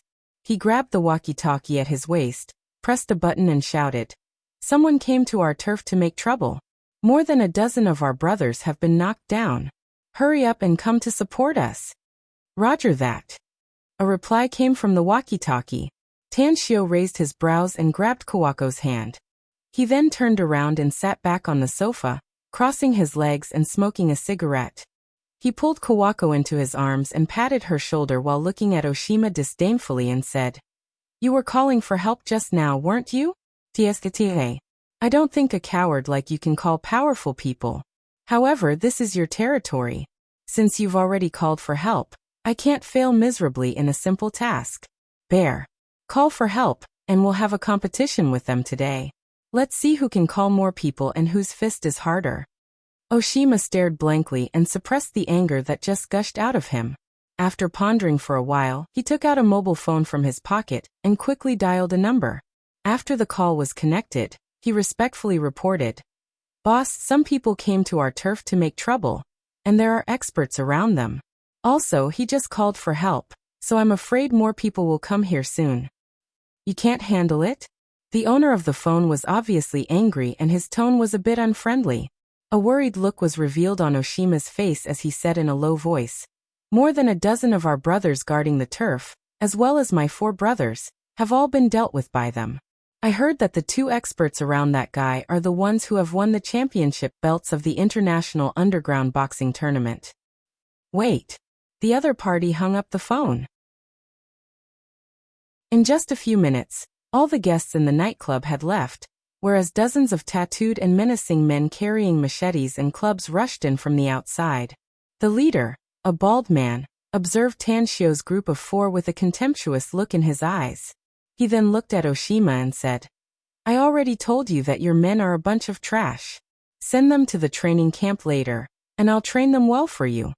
Oshima forced a wry smile and said, "I'll give my brothers to you to train after today's matter is over, Ozawa. Anyways, shouldn't we deal with them first? So as to avoid any unforeseen events when they call for help." The bald man, who was called Mr. Ozawa, raised his hand and touched his shiny bald head. He said with slight surprise, "They even called for help? Who gave them the courage to be enemies with our Inari group?" Tanshio listened to Kawako's translation, and then gently pushed her away. The cigarette butt flew and directly hit Ozawa's bald head. Looking at Ozawa's furious expression, Tanshio raised his hand and said, "Don't be anxious. Is your Inari group very powerful? Why haven't I heard of your name before?" Ozawa frowned and looked at Oshima, asking, "What did this bastard say?" Oshima translated Tanshio's words and finally said, "He's too insolent, Ozawa. Let's hurry up and teach him a lesson first." Ozawa nodded and shouted, "Everyone do it. Cripple these bastards for me. Leave that woman to me. This daddy wants to toy with her in front of them today." Chapter 1152. A chilling light flashed in Tanshio's eyes. A sharp dagger instantly shot out from his hand and accurately pierced Ozawa's throat. One strike. He was directly killed. A horrified look was on Oshima's face as he staggered back more than a dozen steps. Only then did he look at Tanshio with horror in his eyes from afar. The tens of big men brought by Ozawa were also shocked at the moment. Never in their dreams did they expect that their boss would be killed by the other party. Not only that, the other party only used a dagger and didn't even stand up. "What the hell are you standing there for? Kill him!" Oshima gritted his teeth and shouted loudly while guarding against Tanshio's dagger. He knew that today's matter had blown up. If Tanshio had killed some of his guests and his men were beaten up, the matter could still be resolved.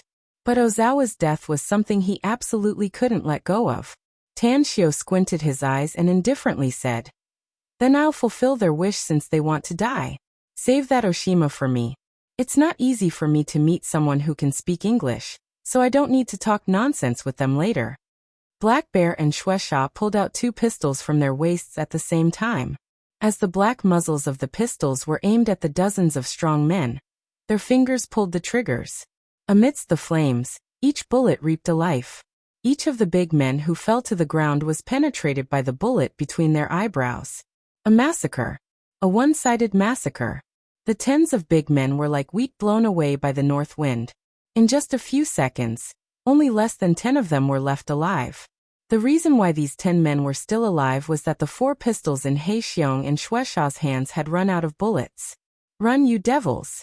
Among the big men who were scared silly by the massacre, one of them woke up from his fear and ran outside, trying to escape from this hellish place. 6 throwing knives appeared in Shueisha's hand. With a flick of his arm, one of the 6 throwing knives pierced the back of the big man's head. Watching the big man's body fall to the ground with a loud bang, the other 5 throwing knives were also shot out, and pierced the throats of the other 5 big men. At the same time, like a sharp arrow, Black Bear sprinted toward the remaining people. After appearing in front of them in an instant, the sharp Mitsubishi Army knife had already pierced through their hearts and slit their throats. Tan Xiu's expression remained unchanged as he indifferently said, "I hope you're a smart man, Mr. Oshima. Only smart people can live long. Don't even think about running. You can't escape. Come here, kneel before me obediently, and wait for your reinforcements to arrive. I want to see how capable your boss, the president of the Inari Society, is." Oshima gulped as he stared at Tan Xiu as if he was looking at the Grim Reaper. If it weren't for his men groaning in pain on the ground, he wouldn't have been able to stand straight. Even so, his legs were still trembling as he tried his best to resist the surging waves of fear. "What? You're not willing to kneel?" Tan Xiu rolled his eyes and asked casually. Plop! Oshima finally couldn't bear it anymore and knelt before Tan Xiu. With a pleading look on his face, he spoke in a trembling voice. "Please spare my life, sir. It's all my fault. I shouldn't have poked my nose into other people's business, and I shouldn't have ordered my men to capture you. I'll change, I'll definitely change. I thought your bones were very hard, and I've already thought of more than a dozen ways to torture you. I didn't expect that you would directly kneel in front of me and beg me for mercy." Tang Xiu shook his head. "You're so boring, so boring. Do you know how much I want to let you experience the feeling of living a life worse than death?" Oshima kowtowed so hard that blood oozed out of his forehead. He said, "I'm a coward and I don't have any backbone. I just want to live well. You're a big shot, so please don't bother with a nobody like me. Just treat me as a fart and let me go." "Let you go?" Tan Xiu disdainfully replied. "That's impossible. I can't let you go before your boss comes. However, if your boss comes, you can call him a dog in front of me. Maybe I can spare your life. I'll curse him. I'll definitely curse him." Upon hearing Tan Xiu mention his boss again, the fear in Oshima's heart subsided a lot, but he still kept kowtowing and begging for mercy. 10 minutes later, a middle-aged man in black casual clothes and a cap, holding a golf club in his hand, stepped into the room with 6 burly men. His pupils suddenly shrunk and disbelief filled his eyes when he saw the scene in the ballroom. So many people died? The middle-aged man looked up at Tan Xiu's group, and easily identified Tan Xiu as the leader of the enemy. He wasn't afraid, and he wasn't angry at all. Instead, he calmly came to Tan Xiu and casually threw the golf club to the side. He motioned his men to pull a chair, and then sat in front of Tan Xiu. Then he indifferently said, "The whole capital is in chaos now, yet I didn't expect that there would be someone who's not afraid of death coming to my place to make trouble. Let me introduce myself. I'm Mind Takino, the president of the Inari Society, and this nightclub is one of my businesses. Who are you, mister? Why did you come to my place to make trouble? Are you a reasonable person?" asked Tan Xiu. Mind Takino stared blankly for a moment before he immediately nodded and said, "Some of my identities can't be exposed, but I'm very reasonable. You'll all die here today if you come to make trouble, mister. But if you blame my men, not only will I not pursue the death of my men, but I'll also apologize to you." Tan Xiu gave him a thumbs up and praised, "You're really an extraordinary man." It's really rare for you to be able to keep your sanity under such circumstances. Since you're a reasonable person, then I'll have a good chat with you. I brought my woman to your place, so I should be your guest, right? Yes. Mine Takino nodded. Since I'm your guest and some other guests saw my woman's beauty and tried to take advantage of her, then I taught them a lesson. That's not wrong, right? Tan Xiao asked. That's right. Mine Takino replied again. Tang Xiao continued. Originally, I was going to teach those bastards a lesson and beat them until they ran away. But this Mr. Oshima told me that I must kill those bastards who dared to bully my woman. I, on the other hand, can't stand being egged on by others, so I directly killed those bastards. This is also not wrong, right? Mine Takino reached out to grab Oshima, who was kneeling beside him with an ashen face, and asked in a deep voice, "Is what he said true?" "Yes," replied Oshima with a sullen face. Mine Takino slapped Oshima's face and sent him flying several meters away. Then he looked at Tan Xiao and nodded. "You're right. Since what I said is true, then I followed Mr. Oshima's words and the matter should have been over," said Tan Xiao with a faint smile. "But he actually arrogantly ordered his subordinates to capture me. Do you think it's right to capture me when I didn't offend you at all? That's not right." Mine Takino gradually understood the cause of the matter. Although most of the killing intent surging inside his heart was directed at Tan Xiao, there was also some killing intent directed at Oshima. Your men wanted to capture me, so I naturally had to resist. Tan Xiao continued smilingly.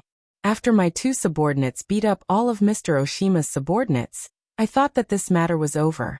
After all, even though we killed people, we killed other people, not your people. But what about him? He actually called dozens of hooligans, and the leader of those hooligans even wanted to kill me. Do you think I should resist if they want to kill me? Mine Takino clenched his fists. Even though he was sitting there, his right fist still punched Oshima. A fist shadow instantly bombarded Oshima's chest and directly killed him. Tan Xiao squinted his eyes. Oshima was a cultivator, and a very powerful one at that. Even if he couldn't compare to a golden core cultivator, he could still fight a late-stage foundation establishment expert. You haven't answered me yet. Should I resist or not? Mine Takino took a deep breath and nodded. You should. Tan Xiao gave him a thumbs up again and said, "You're a reasonable man. I kind of like you." Then I'll continue. Dozens of local thugs wanted to kill me, and my men and I were scared. After all, 2 fists are no match for 4 hands. We can't just let them kill us, can we? So my 2 men took out the pistols they carried with them and started shooting randomly. Shooting randomly. Mine Takino had just observed the situation of the dead people in the hall. Each of his men was shot in the glabella. The other party was definitely a sharpshooter, so how could it be shooting randomly? Well, that's why things turned out to be what you saw. Tan Xiao smiled. Do you think it's our fault today? No way, right? You're here, and we were supposed to sit together and drink tea and chat. Maybe we can cooperate in some areas. But the result is, because of your men, we inexplicably became enemies.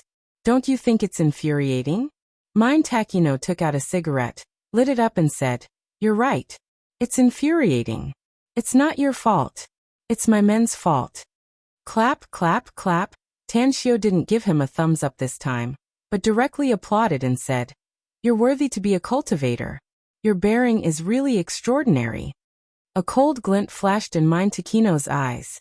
He didn't expect that Tan Xiao actually knew that he was a cultivator. He immediately asked coldly, "Who the hell are you?" Tan Xiao said, "I am me, an honest, ordinary man. You know that I'm a cultivator, so you should also know my other identities, right?" Sneered Mine Takino. "If my guess is correct, you're from the Joyous Palace." Saying, his other hand was in his pocket. Assuming that Tan Xiao didn't notice, he wrote a short message based on his intuition and sent it out.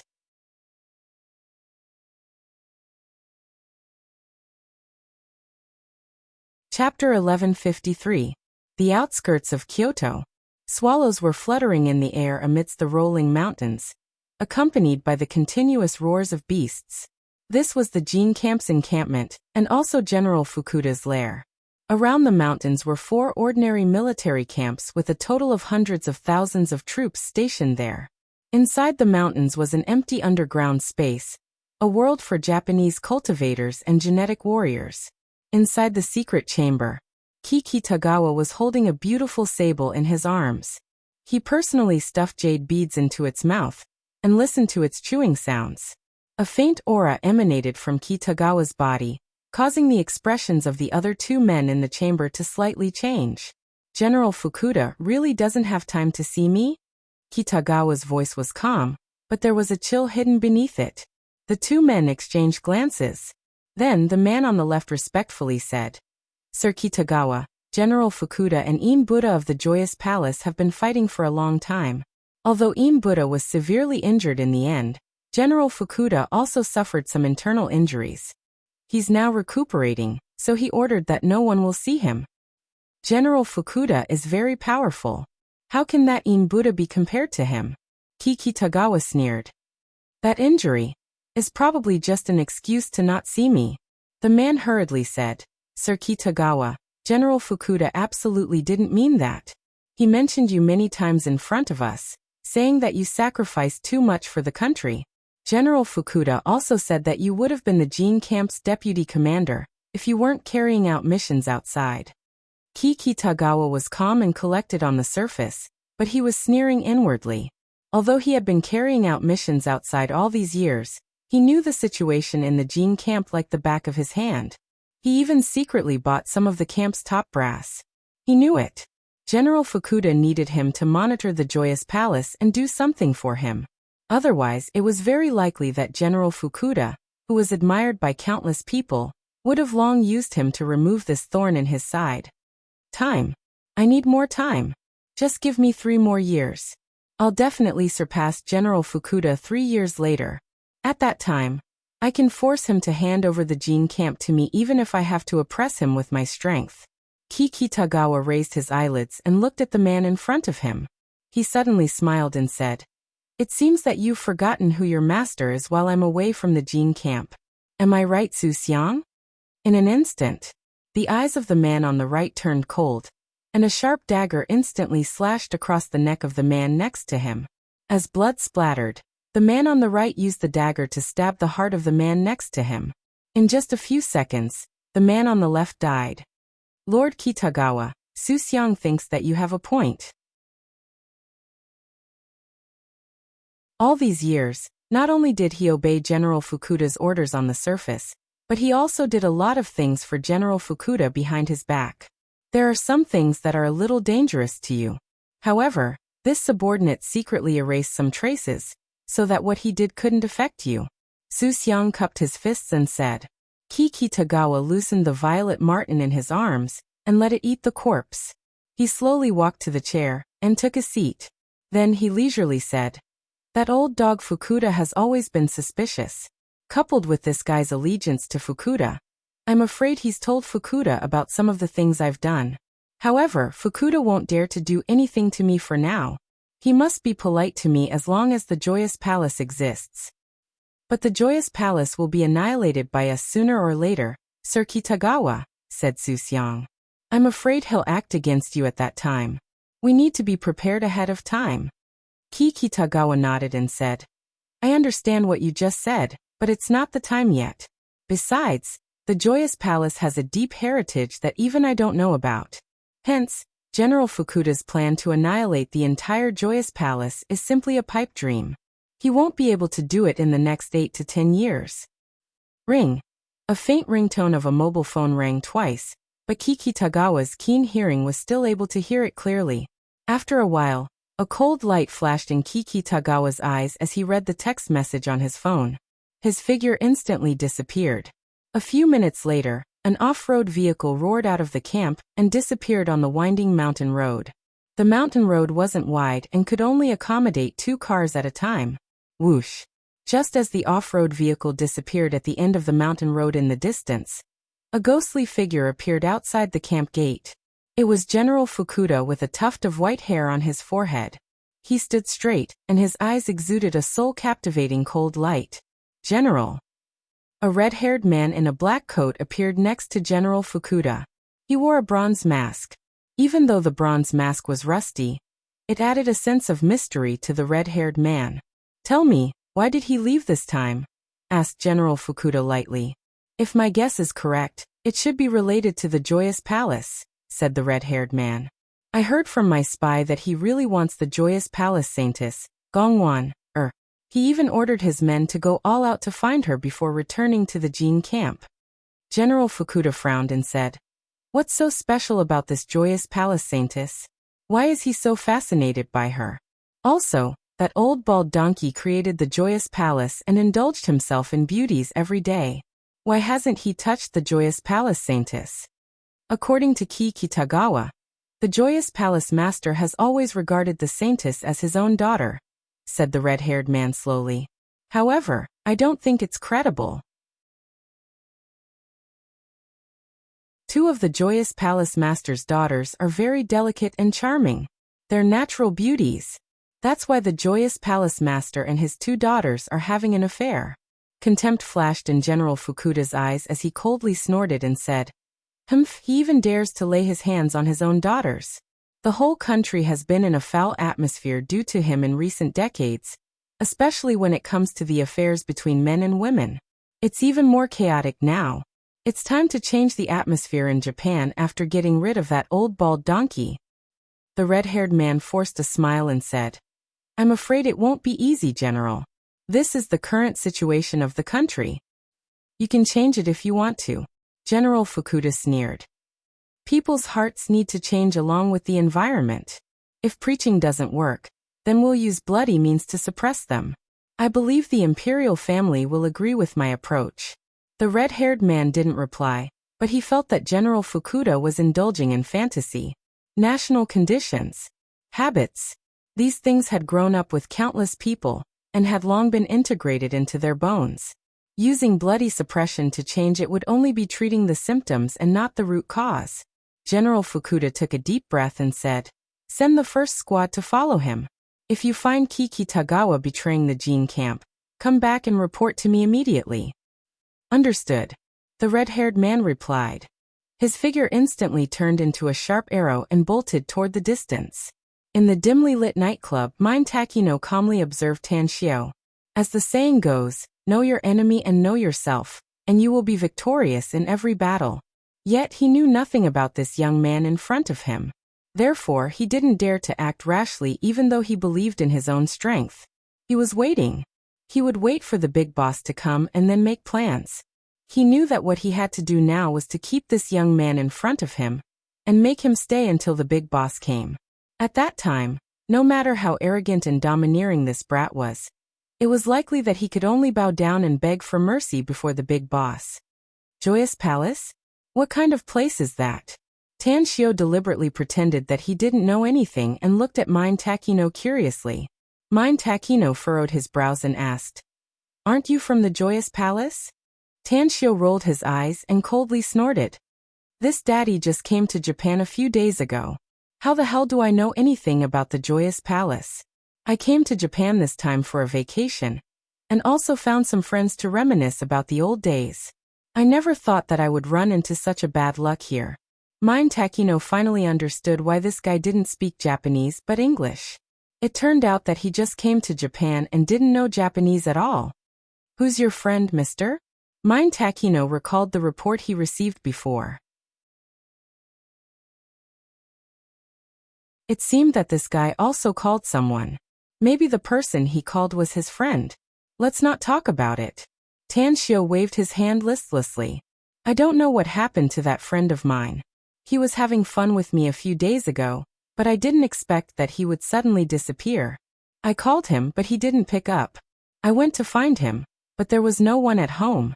His shadow was nowhere to be found in the places he usually likes to hang out. But in another place, there are two ordinary people who are doing quite well, and some of their men are working for him. I'll tell you, those people are not good people. Killing people is a common thing for them, and they've done all kinds of bad things. If you make me unhappy, I don't need to do it myself. I just need to tell them, and you'll lose your life." Mind Takino secretly sneered inwardly. In order to calm Tan Xiao down, he desperately suppressed the killing intent inside him and said in a deep voice, Mister, let's just forget about this matter since it's just a misunderstanding today. According to the rules of our island country, after a misunderstanding, we can stop and make peace. We need to hold a banquet, drink some sake, and then write off everything that happened before. We've killed so many of your men, yet you want to make peace with me? Tanshio glared at him. Are you a man or not? Do you have any balls or not? The corner of mine Takino's mouth twitched a few times. Even though he tried his best to restrain himself, killing intent still surged inside him. If it wasn't for his fear of Tanshio's identity, and the fact that he couldn't figure out Tanshio's background, he would have already attacked him. It's better to squash enmity than keep it alive. Mind Takino suppressed it for a while before he squeezed out those words with a flushed face.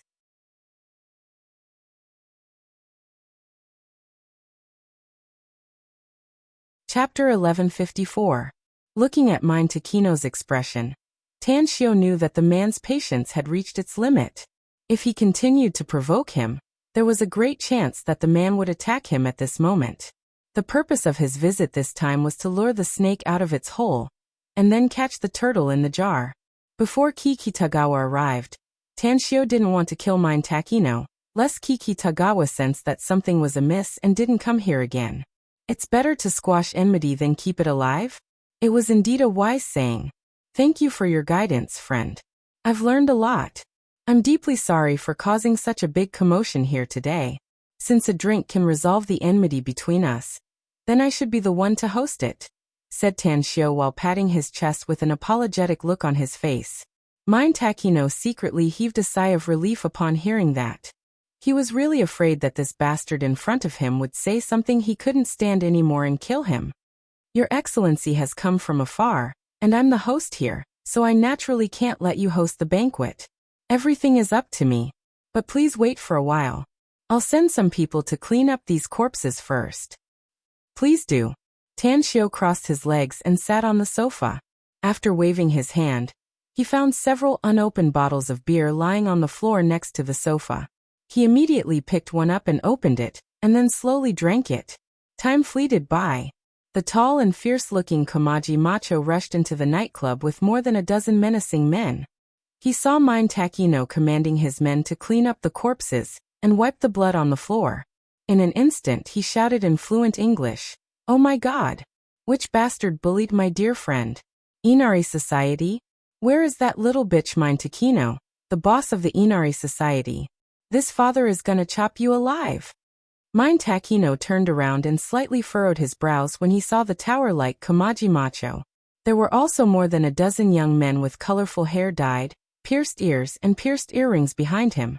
He immediately shouted, "Where did this rabid dog come from? Do you think my place is a place where you can make trouble? Who the hell are you?" Kumamagu roared. "Don't tell me you're that bitch Mind Takino, or I'll kick your balls and chop off your head." Finished. He seemed to have just noticed Tanshio. Striding forward with his long legs, he dashed to the front of Tanshio and asked loudly with a concerned face, "My dear friend, it's all my fault. It's all my fault. In our island country, I actually made you suffer. I hope my friend will not be angry. Whoever bullied you, I will make them pay the price. I will make them repent in front of the Grim Reaper." A smile outlined on the corner of Tanshio's mouth as he looked at Kawako's subordinate in front of him. He waved and smilingly said, "Bramble, everything here has been settled. All the enemies who bullied me have been killed by us. Calm down and bear with it. That Mind Takino may not be a good person, but at least he did not bully me. I didn't mean to tell you the truth. It's just that cough cough.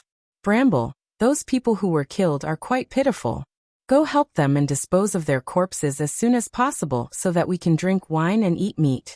Bramble heavily nodded and waved the machete in his hand a few times. Then he said aloud, "I'm relieved since you didn't get bullied, my friend. God Emperor above, I, Kamajima, can't bear to see my friends being bullied the most, especially when they come from a foreign country to drink with me. Brothers, my friend said to help them deal with the corpses and take out our secret weapon."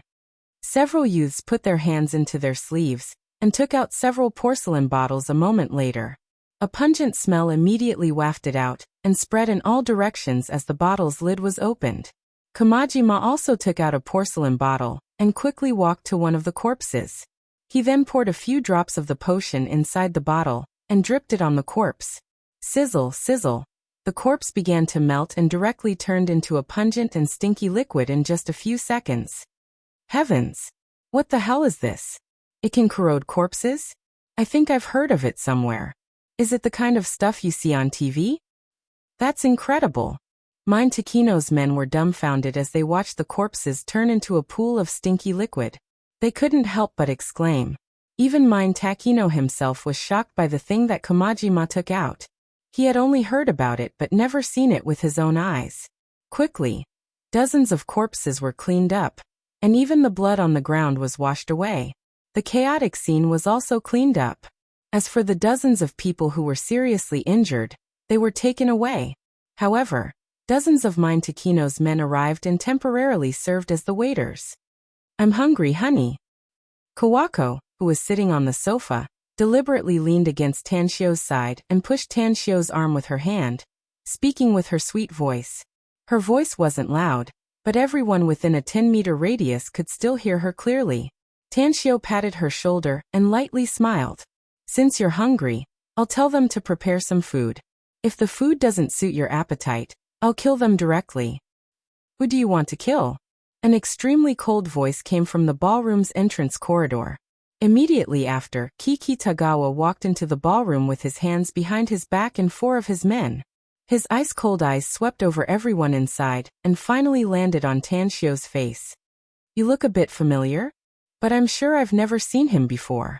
Kiki Tagawa observed him for a while and finally confirmed that he had never seen this young man before.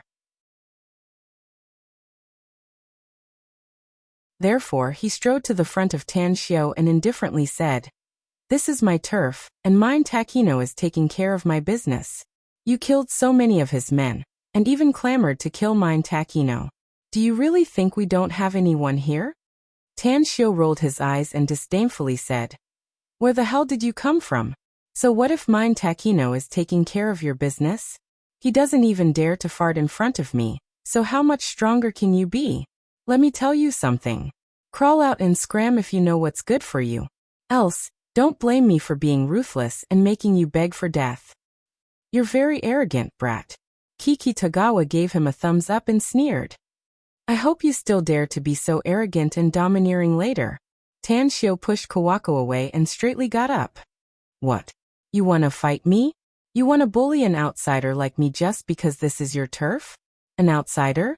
Kiki Tagawa didn't know Tanshio's real identity, but just the title of an outsider made the trace of fear he had toward Tanshio vanish in an instant. In the next instant, his palm fiercely slapped Tanshio's chest. An ordinary person would have died instantly if he were to be hit by this palm. Unfortunately, his confident palm strike was easily dodged by Tanshio's figure the moment his figure flashed. What? Disbelief filled Kiki Tagawa's eyes. He didn't sense any expert aura coming from Tanshio just now. He was just like an ordinary rich second-generation silk pants. Only the 2 big men around Tanshio and more than a dozen guys around him barely had some cultivation. But in his opinion, it was better than nothing. Puff! A divine sword was instantly unleashed by Tanshio. The moment he dodged Kiki Tagawa's attack, the divine sword instantly slashed his arm. His entire right arm was cut off in a flash and fell to the cold ground. God damn it. Kiki Tagawa's expression drastically changed and horror flashed in his eyes as he instantly retreated. At this moment, even if his IQ wasn't too high, he had already realized that he had fallen into a trap that had been carefully prepared for him. Who the hell are you? Kiki Tagawa quickly sealed the acupoints on his severed arm to prevent the blood from spurting out, and then roared angrily. A faint smile was outlined on the corner of Tanshio's mouth. He grabbed the hilt of his sword and grinned. We just met, Kiki Tagawa. How come you don't recognize me now? Do you think I, Tanshio, am so easily forgotten by others? Tanshio? Kiki Tagawa's body trembled and he instantly roared. You damned bastards, you Wuxia cultivators. Why are you looking for trouble with me? Don't you know why I'm looking for trouble with you? Tanshio grinned. As Tang Xiu's voice faded away, figures flickered in the surroundings and instantly blocked the exit of the entire ballroom. These people exuded a powerful aura that even Kiki Tagawa, who knew that there were some experts around Tang Xiu, was frightened by the aura released by them. Kiki Tagawa's lips trembled, but he couldn't utter the words. Ba. Blackface Buddha paced a few steps forward and slowly said, "It doesn't matter if you're from the Joyous Palace or the Jin Camp. Since you've done so many evil deeds, you should go to hell to repent and accept the punishment for your sins." Monks. A confused look appeared on Kiki Tagawa's face. Never in his wildest dreams did he expect that there would be monks here besides Chinese cultivators. Could it be? "You're from the Buddhist sect of China?" Blackface Buddha sneered. "I didn't expect you to have the ability to guess our identity." At this moment, Kiki Tagawa's heart felt like it had fallen into an ice cave, and he was thoroughly terrified. He used to be a member of the Joyous Palace, so he naturally knew some things about the Joyous Palace and the Buddhist sect of China. However, the first rule of the Joyous Palace's palace master was that one must either directly retreat or kill the monks of the Buddhist sect of China upon encountering them. Through this rule, he knew that the Joyous Palace master and the Buddhist sect of China had a deep enmity. Tang Xiu clapped his hands and smilingly said, "Kiki Tagawa, you must be a smart man since you've been working undercover in the Joyous Palace for so many years, and you're able to thrive under General Fukuda's command. Don't resist and obediently surrender. We've laid an inescapable net here, and you can't escape."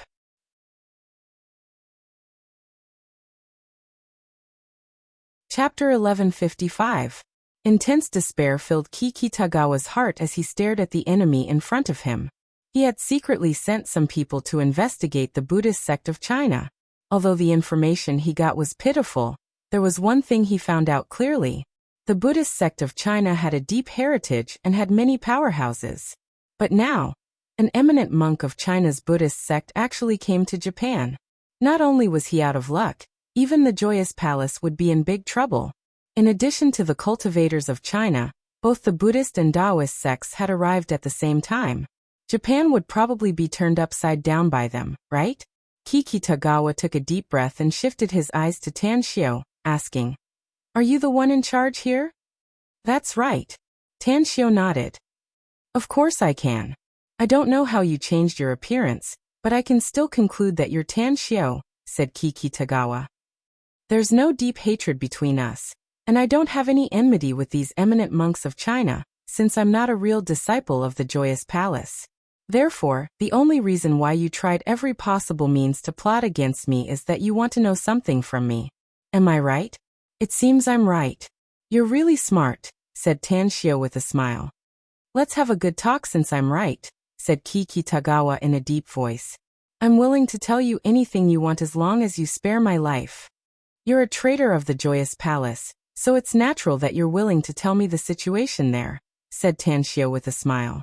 "Unfortunately, my subordinate status in the Joyous Palace is much higher than yours, so I don't need any information from you." Kiki Tagawa's expression shifted and he asked with an ugly expression, "You want information about General Fukuda and the Jin camp?" "That's right," answered Tang Xiu. Kiki Tagawa took a deep breath and seriously asked, "Answer me one question. I'll tell you everything about General Fukuda and the Jin camp as long as you can answer it." "Speak." Tang Xiu nodded. Kiki Tagawa's eyes flickered and he asked in a deep voice, "You said that your subordinate status in the Joyous Palace is higher than mine. I believe it because there are still those concubines above me, as well as some mysterious experts I don't know about. But I want to know his identity." "It's me." A light green figure floated over and appeared in the hall. With the rosary beads in hand and a faint smile on her face, Yuji came to Tang Xiu's side. She slightly bowed and said, "Boss, I've sent some people to investigate the Joyous Palace's spies. As long as you give the order, I'll destroy those spies and frame the Jin camp." At this moment, it was Joyous Palace Saintess Gongwon'er with a veil over her face. Her spirited eyes fell on Kiki Tagawa, and she lightly said, "Boss is willing to let you know something so that you can cooperate with us." Kitagawa, We racked our brains to lure you here and made this place airtight in advance. Even a fly can't fly out. So, tell me what you know. Tanshio looked at Kitagawa's miserable expression and said with a faint smile, "Do you want to know more, Kitagawa? I can satisfy you if you want. But the more you know, the closer you are to death. Think about it clearly." Kitagawa was silent for a long time before he nodded and said, "I have another request." "Don't go too far, Kitagawa," said Kawako coldly. Kitagawa shifted to Tanshio with an extremely solemn expression. "Speak," said Tanshio indifferently. "Everyone I brought must die," said Kitagawa. "I give you my word, but not now." Tanshio nodded.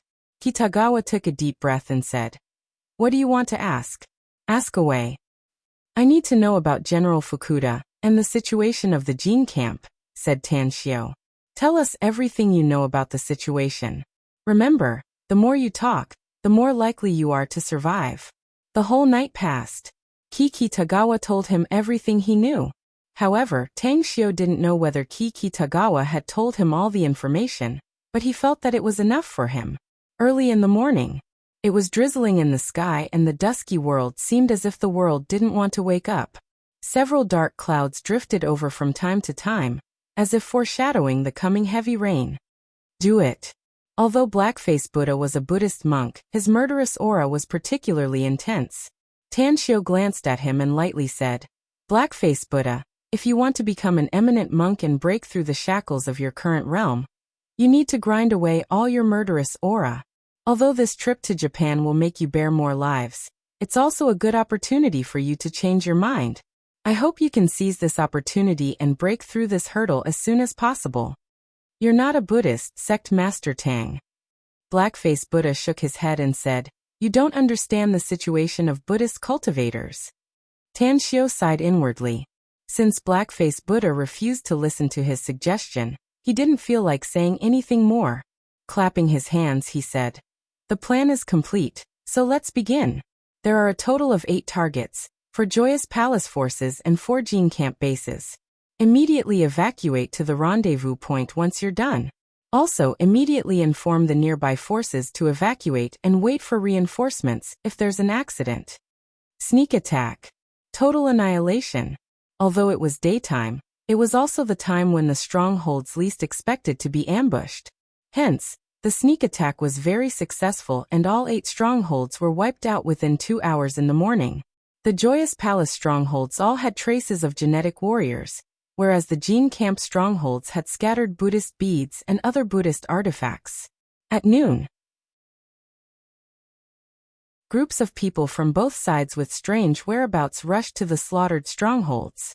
When they saw the traces deliberately left behind, they all pointed their spearheads at each other. In the outskirts of the capital, 2 patrol squads passed through the Gene Camp's peripheral area, leaving only 4 genetic warriors on guard duty at the intersection to observe the surrounding movements with apathy. 1183. Why do I feel like I'm on tenterhooks? It's like something bad is about to happen. A genetic warrior suddenly frowned and spoke to his companion next to him.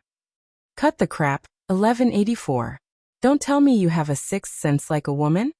The companion rolled his eyes and snorted disdainfully. 1184 didn't say anything else, but his vigilant eyes kept scanning the surroundings. Even the slightest movement would be immediately detected by him. Nobody knew that this was not the first time he had such a peculiar feeling. He had the same feeling more than a decade ago, and it was precisely because of this that he managed to survive that sudden incident. He had the same feeling again a few years ago, and it was also because of this that he escaped the calamity again. And now it was the 3rd time. Suddenly, from the corner of his eyes, he noticed a dazzling light flashing in the depths of the woods in the distance. He wouldn't have been able to find it if he hadn't been vigilant and sensitive to the surrounding movements. Puff, puff, puff. At this moment, his body suddenly flung to the side. He felt a slight itch on his back, and threw himself to the side of a bluestone in an extremely distressed manner. As for his other 3 companions, a sword light that appeared out of nowhere swept across their necks without them noticing, and their entire heads were chopped off. Tang Yan's figure flashed and then disappeared into thin air 2 seconds later. the present Tang, and was wearing the clothes usually worn by the Joyous Palace's concubines. She didn't chase after 1184, and just shot him a cold glance. But it was this gaze that made 1184 shiver all over as though he had fallen into an ice cave. That was close. 1184 lay on the ground and didn't dare to move. Time fleeted by and the mysterious female assassin didn't appear again. Only then did he cautiously crawl up and vigilantly observe the surroundings while touching his back. The sticky feeling made his expression change. He pulled his hand back and saw that it was covered with blood. The enemy is attacking. Help me! 1184 screamed at the top of his lungs. Whoosh! Whoosh! Whoosh! Figures flickered lightning fast from the distance. In just half a minute, dozens of genetic warriors had arrived. One of them was a burly man with a 2-meter-long saber in his hand. He looked at the scene in front of him and shouted, "Are you 1184? I have an impression of you." "I'm 1184, Captain. There's an enemy, a mysterious female assassin," said 1184 aloud. The burly man waved his arm and said in a deep voice, "Notify everyone that someone has sneaked into our Jin camp. We must find her." "There should be more than one enemy, Captain," said 1184 hurriedly. "If I hadn't seen a flash of light in the jungle in the distance, I wouldn't have been able to raise my vigilance. I would have been killed by that female assassin just like the three of them." The towering man quickly took out his walkie-talkie and reported the situation here. Then he started to contact the genetic warriors in the surrounding areas. What made him angry was that there were already 4 locations where no one was replying to him. What did this mean? It meant that the genetic warriors in the 4 locations had been killed by the enemy who had sneaked in. At this time, 2 off-road vehicles arrived from the outside. As the window of the front passenger seat of the vehicle opened, a burly man waved a golden plate in his hand. Then he drove past everyone and quickly entered the inner area of the Jin camp. "General." After the 2 cars stopped in the square, General Fukuda happened to come out of a building with the red-haired man. 8 masked men came out of the car and saluted at the same time.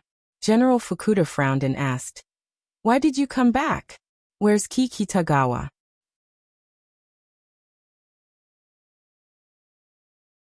Chapter 1156. One of the 8 masked men took 2 steps forward and bowed. "General, Kikitagawa found us halfway and shook us off. We found out that he has other subordinates in the capital. It was those people who intercepted us on the way." "What about them?"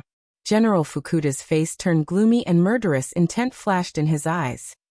"We killed a few of them and the rest committed suicide by taking poison," said the masked man respectfully. "They should be men of death." General Fukuda's expression drastically changed. It was easy to train trusted subordinates, but training men of death was as difficult as ascending to the heavens. How did Kikitagawa do it? How could he train so many men of death without anyone noticing? After a while, General Fukuda and the red-haired man appeared at the camp's periphery.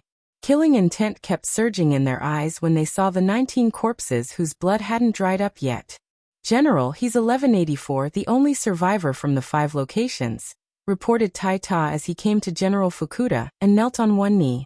General Fukuda looked at 1184 and coldly snorted. "You should know who the enemy is since you're still alive. Tell me." 1184's lips squirmed a few times. After a while he shook his head and said, "General Fukuda, that mysterious female assassin appeared out of thin air. It's like she drilled out of thin air. I didn't notice her at all, and was suddenly attacked. As for her accomplices, I didn't see them at all. I only saw a flash of light in the woods in the distance. It was like a sniper rifle's mirror." General Fukuda frowned and said, "It's impossible for her to drill out of thin air. If my guess is correct, she must be an extremely powerful expert. It's just that her speed is too fast, so it gave you the illusion that she suddenly appeared. You don't know who she is, but you should have seen her appearance, right? What characteristics does she have?" 1184 gave it a thought and said, "She wore a bronze mask and I couldn't see her face. But I've seen her clothes before. When we fought the Joyous Palace, several women wore that kind of long skirt and combed their hair. That's right, I noticed a black snake pattern on her neckline." "Joyous Palace. A concubine. Thick killing intent burst out of General Fukuda's eyes, but there were still some incredulous thoughts in his mind. The Jin camp's encampment was extremely secretive with 4 armies stationed around it, and only the real core figures knew about it. He couldn't figure out how the Joyous Palace's people found this place. The red-haired man gloomily said, "General Fukuda, we can't wait any longer since the enemy has already killed their way to our door. The Joyous Palace is like a time bomb that could explode at any time. Therefore, we must get rid of this bomb as soon as possible, otherwise our people will suffer heavy losses." General Fukuda nodded without a word and said in a deep voice, "Since the other party is so insolent, then we can't endure it anymore." He contacted Kiki Tagawa and told him to come back as soon as possible. In addition, inform all the Jin camp soldiers to prepare for battle. The red-haired man hurriedly asked, "Are we going to attack the Joyful clan?" General Fukuda sneered. "The Joyous Palace is built on that isolated island and has a powerful array. We'll definitely suffer huge losses if we rashly attack it. That's why we can only lure them out, and then give them a painful blow," the red-haired man thoughtfully said. "If that's the case, then we might as well fight them openly. We'll threaten them if they dare to hide on that island and refuse to come out. If worst comes to worst, we'll just use nuclear weapons and directly flatten that place." General Fukuda happily nodded and said, "That's a good idea. If crafty plots and conspiracies aren't good, then an open one is also a divine weapon. Immediately write a letter of challenge and send it to the Joyous Palace's palace master. We'll meet at the Gazing Penetrating Mountain 3 days later." "All right." The red-haired man nodded and immediately turned to leave. More than 100 nautical miles away from Japan, there was an isolated island shrouded in clouds and mist. There were a lot of monitoring equipment on the sea surface tens of nautical miles away. Any ship that wanted to approach the isolated island would be immediately spotted by the people on the island. The Joyous Palace was located on this isolated island. The Joyous Palace even used a special means to let the common people of the island know that the island had suddenly sunk to the bottom of the sea one day, creating a deceptive effect. At this moment, on the summit of the only mountain on the isolated island, inside the majestic palace, Dragon Vanquisher Sage sat cross-legged on a praying mat, cultivating silently in a spacious secret chamber with countless candles burning and a faint fragrance lingering in the air.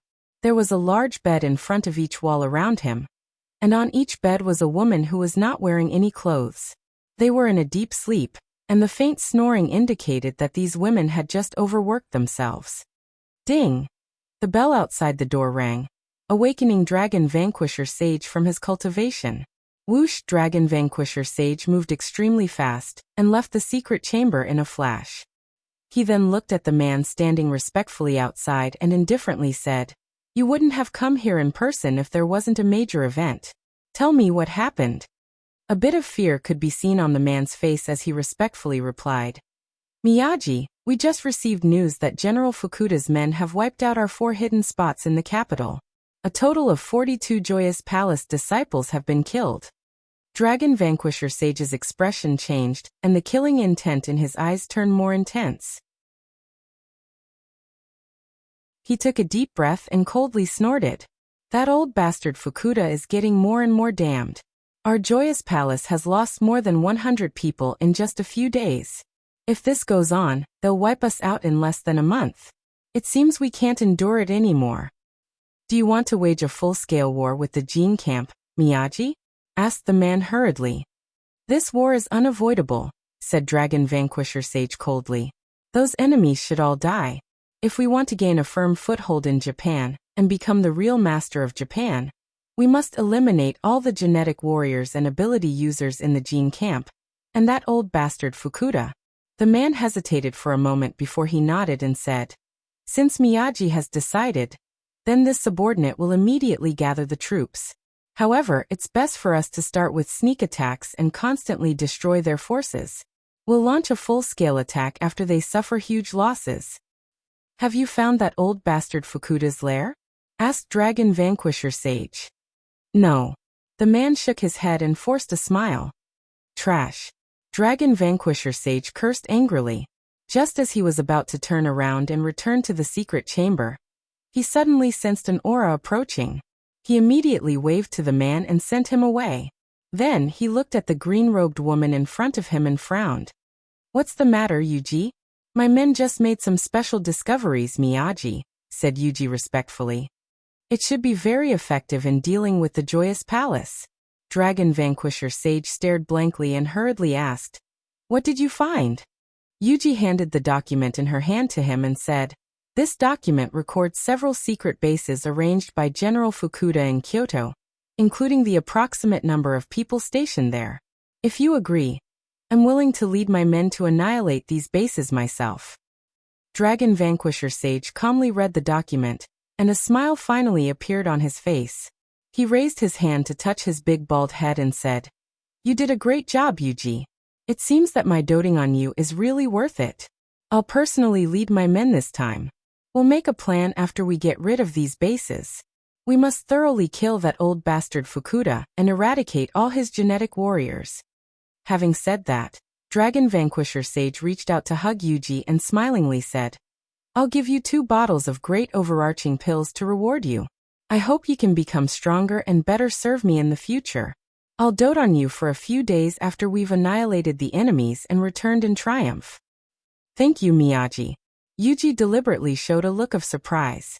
After taking the 2 porcelain bottles, she played with them for about half a minute before reluctantly putting them into her sleeves. On this day, it was destined to not be peaceful. The Joyous Palace Master personally led the team, and a large number of mysterious forces of the Joyous Palace were mobilized. All the Jin Camp's exposed locations were massacred. The result was that General Fukuda was furious again, and vowed to kill the Joyous Palace Master, Dragon Vanquisher Sage. Time fleeted by. Early the next morning, a letter of challenge appeared in front of the Joyous Palace Master. After carefully reading it, he directly replied, "I'll definitely be there when the time comes. I'll make that old bastard Fukuda clean his neck and wait for my butcher knife." Somewhere in the imperial capital, Tan Xiao and the eminent monks of the Buddhist sect had all returned. A steady stream of intelligence also kept flying in like snowflakes to be known by the waiting people. It was only until the evening that the news that came back decreased a lot. At night, Tan Xiao, Blackface Buddha, and the rest drafted a new action plan and began to wait. There were still 2 days before the battle between the Joyous Palace and General Fukuda, so they weren't in a hurry. Sect Master Tang, how about I send a message back and ask the Buddhist sect to send more people? I still feel that we don't have enough manpower, said Blackface Buddha after putting down his chopsticks with a hesitant look on his face. Tan Xiao drank a glass of wine and smilingly said, "How is it not enough? I think we're more than enough. Just wait and see. We'll be able to shock and awe them when both sides suffer." Blackface Buddha somewhat helplessly nodded and said, "Sect Master Tang insists that we have enough manpower. Then so be it. I'll inform the abbot about the news here. If he's willing to send reinforcements, then we won't refuse. If he thinks we can deal with it, then I have nothing to say." Tan Xiao nodded and said, "You still don't feel relieved, Blackface Buddha, so send the news back. But do remember not to expose us." Brothers and sisters, guess how many chapters will Jinya break out today?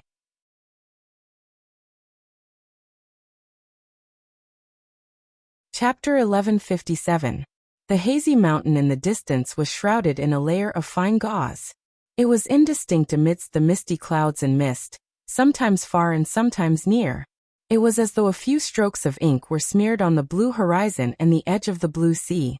Gazing through the mountain, it was bordered by the sea on the east and pasture on the west, while the winding mountain corridors on the north and south were surrounded by towering peaks and steep rocks.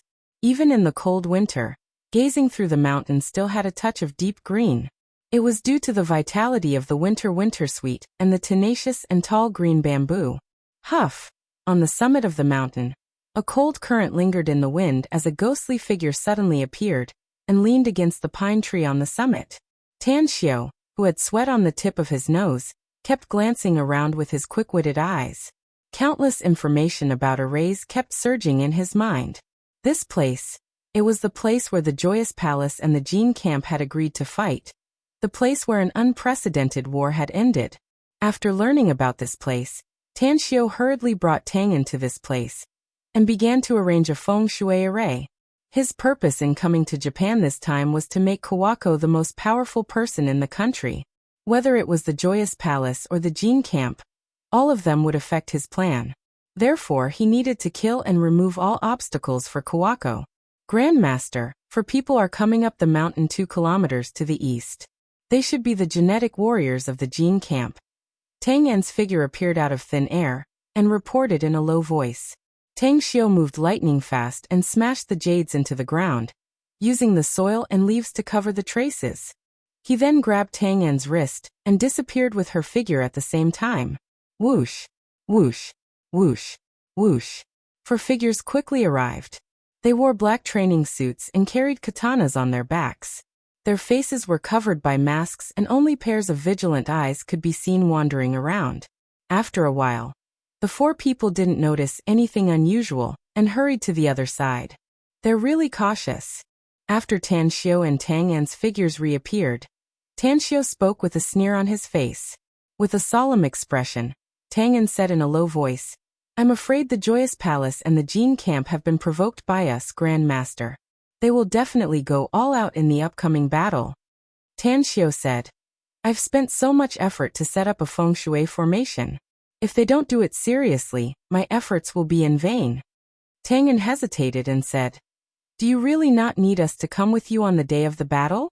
I'm afraid that both sides will suffer great losses and will choose to stop midway." Tan Xiu chuckled and said, "You've never participated in a war between cultivators, Tang En, so you don't know what it's like to see a sea of people fighting all the time. Bloody, cruel, and relentless. No matter which side showed fear, they would immediately be at a disadvantage. Then they would be defeated like a landslide, and what awaited them would be a frenzied pursuit. What do you think is the most important thing in a large-scale war between cultivators?" "Strength." Tang En hesitated for a moment before asking tentatively. "Strength is only a small factor." Tan Xiu shook his head and smilingly said, "The most important factor is momentum. Individual strength may be useful in a large-scale battle, but it won't have much effect when it comes to the overall situation. Let me give you an example. You're a golden core expert, but do you have the confidence to win against tens, hundreds, or even thousands of foundation establishment experts?" "About that, I don't have the confidence."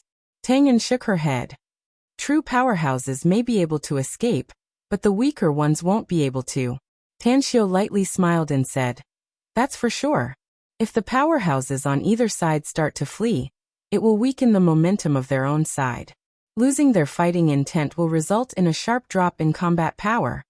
Having said that, Tan Xiu then took out a shovel he had prepared in advance from his interspatial ring and dug 6 half-meter wide and 2-meter deep pits next to the pine tree. Then he put 6 fist-sized jades into the pits and buried them again to cover up the traces.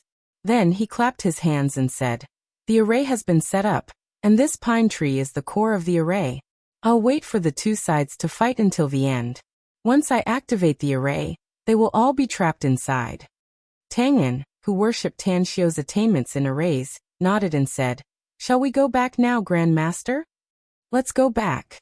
Tan Xiu let out a faint smile and grabbed Tang En's wrist again. The next day, under the leadership of General Fukuda, thousands of genetic warriors and hundreds of cultivators from the Jin Camp occupied a mountain peak and stationed themselves there. A large number of genetic warriors guarded the several kilometers radius of the camp, while there were also overt and covert sentries stationed within a radius of tens of kilometers. In the evening, a large number of Buddhist cultivators from the Joyous Palace appeared on the other side of the mountain under the leadership of Dragon Vanquisher Sage, the Joyous Palace's master. Dozens of experts who were proficient in reconnaissance opened the way, while more than 500 Buddhist cultivators from the Joyous Palace kept approaching the Jin Camp's encampment. An hour later, both sides came into contact with each other. After a small skirmish, both the Joyous Palace and the Jin Camp suffered casualties. Eventually, the genetic warriors of the Jin Camp retreated toward the mountain peak. "When are we going to start, Miyagi?" Yuji, who had been following Dragon Vanquisher Sage, used a telescope to observe the area where the flag was fluttering 2 kilometers away. Killing intent kept surging in her eyes. Dragon Vanquisher Sage had been very satisfied with Yuji in recent days. Only now did he realize that the most capable person under him turned out to be Yuji, whom he didn't think highly of in the past. He gently patted Yuji's shoulder and said, "Don't worry. Only by knowing your enemy and yourself can you emerge victorious in every battle. I need to figure out how much power that old bastard Fukuda has and how powerful the Gene Camp is." "How are you going to figure it out?" asked Yuji, surprised. Dragon Vanquisher Sage let out a faint smile and pulled out 3 black flags from his waist. Along with a choppy musical note coming out of his mouth, an invisible wind suddenly converged from all directions. Suddenly, the image of a strange beast appeared on the 3 black flags. It had a tiger's head, a single horn, a dog's ears, a dragon's body, a lion's tail, and a cheetah's feet. In the eyes of many high-ranking members of the Joyous Palace in the surroundings, it looked like a dragon yet not a dragon, a tiger yet not a tiger, a lion yet not a lion, a cheetah yet not a cheetah, and a dog yet not a dog. However, in just a few seconds, the illusory images that appeared on the 3 black flags were hidden inside the flags and gradually disappeared into the jungle along with the condensed wind. How much power our Joyous Palace needs to use in today's battle depends on how much power that old bastard Fukuda has. Dragon Vanquisher Sage clapped his hands and smiled with satisfaction. A glint flashed in Yuji's eyes and she calmly asked, "What are those black flags just now, Miyagi? Can they be used to figure out the enemy's power?" "Have you heard of Ting?" asked Dragon Vanquisher Sage. "I've never heard of it." Yuji shook her head. On the other side of Dragon Vanquisher Sage, a mysterious man wearing a golden mask and a black cloak suddenly said slowly, "Legend has it that Ting is a divine beast that lies beneath Ksitigarbha Bodhisattva's scripture. It can distinguish everything in the world by listening, especially the heart of people who are good at listening. In China's mythology, one of the 4 great masterpieces, Journey to the West, there's a story about Ting distinguishing the real and fake Monkey King. However, it's only a legend, and we still need to consider whether it's true or not." Dragon Vanquisher Sage nodded in satisfaction and glanced at Yuji. "You've made a big contribution this time. You didn't let the Gene Camp take advantage of our Joyous Palace. Therefore, there are some things you can know. The Ting flag is a magic weapon once collected by an eminent Buddhist monk. Although it's not as magical as the legendary Ting, it can monitor the world and invisibly monitor the enemy's number and strength." Yuji suddenly understood, but a worried look flashed in her eyes. She didn't know Tanshio's specific layout, but she was worried that Tanshio's plan would be foiled. The Joyous Palace wouldn't suffer huge losses if they easily defeated the enemy. Once that happened, it wouldn't be easy for Tanshio to destroy the Joyous Palace. God damn it. Just as Yuji was feeling worried, she suddenly heard Dragon Vanquisher Sage's curse and his face turned livid. "What happened?" asked the mysterious golden-masked man hurriedly. The killing intent in Dragon Vanquisher Sage's eyes nearly materialized. He tightly clenched his fists and fiercely said, "I didn't expect the Gene Camp to be this powerful. I didn't expect that old bastard Fukuda to have a group of cultivators around him. Of course, I'm not afraid of any of that. But this damn bastard actually has a traitor of our Joyous Palace." "A traitor? Who is it?" The mysterious golden-masked man also released a thick killing intent.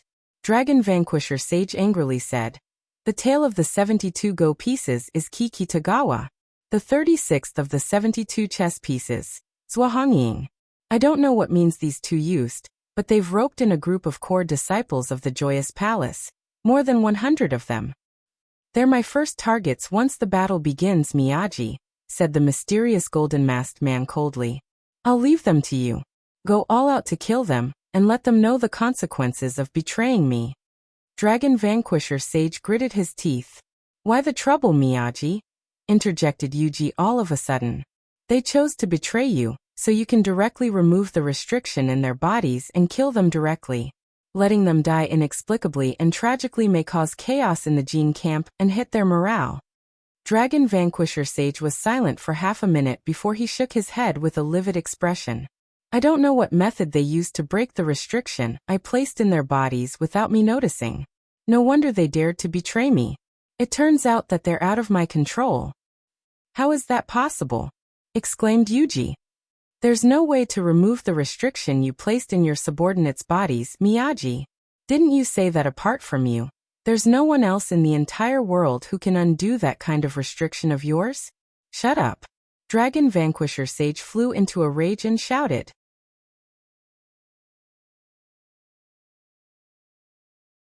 Chapter 1158.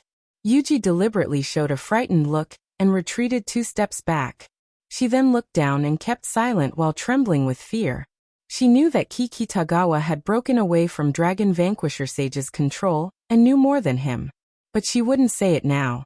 What she said just now was to deliberately drive a wedge between Dragon Vanquisher Sage and the Joyous Palace experts around him. It must be noted that Dragon Vanquisher Sage had cast a restriction spell on the core members of the Joyous Palace, and everyone's life was under his control. If these core members of the Joyous Palace knew that there was a way to break away from his control, they would probably immediately have second thoughts. Dragon Vanquisher Sage shifted to the mysterious golden-masked man and coldly said, "You must capture 2 of them alive after the battle begins. It's best if you can capture Kikitagawa and Zhuangying. I need to know the method to break my restriction spell from them." Understood. A strange light flashed in the mysterious man's eyes, and he directly replied. 10 minutes later. Dragon Vanquisher Sage looked even more unsightly, but he was also secretly relieved. He had figured out the enemy's number and overall strength through the Truth Listener flag.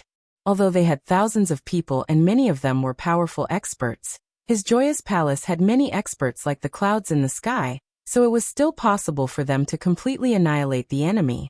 However, the Joyous Palace would suffer huge losses once General Fukuda and the Jean Camp's people were all killed. It would be very difficult for them to return to their peak state for at least a decade. Kill them all.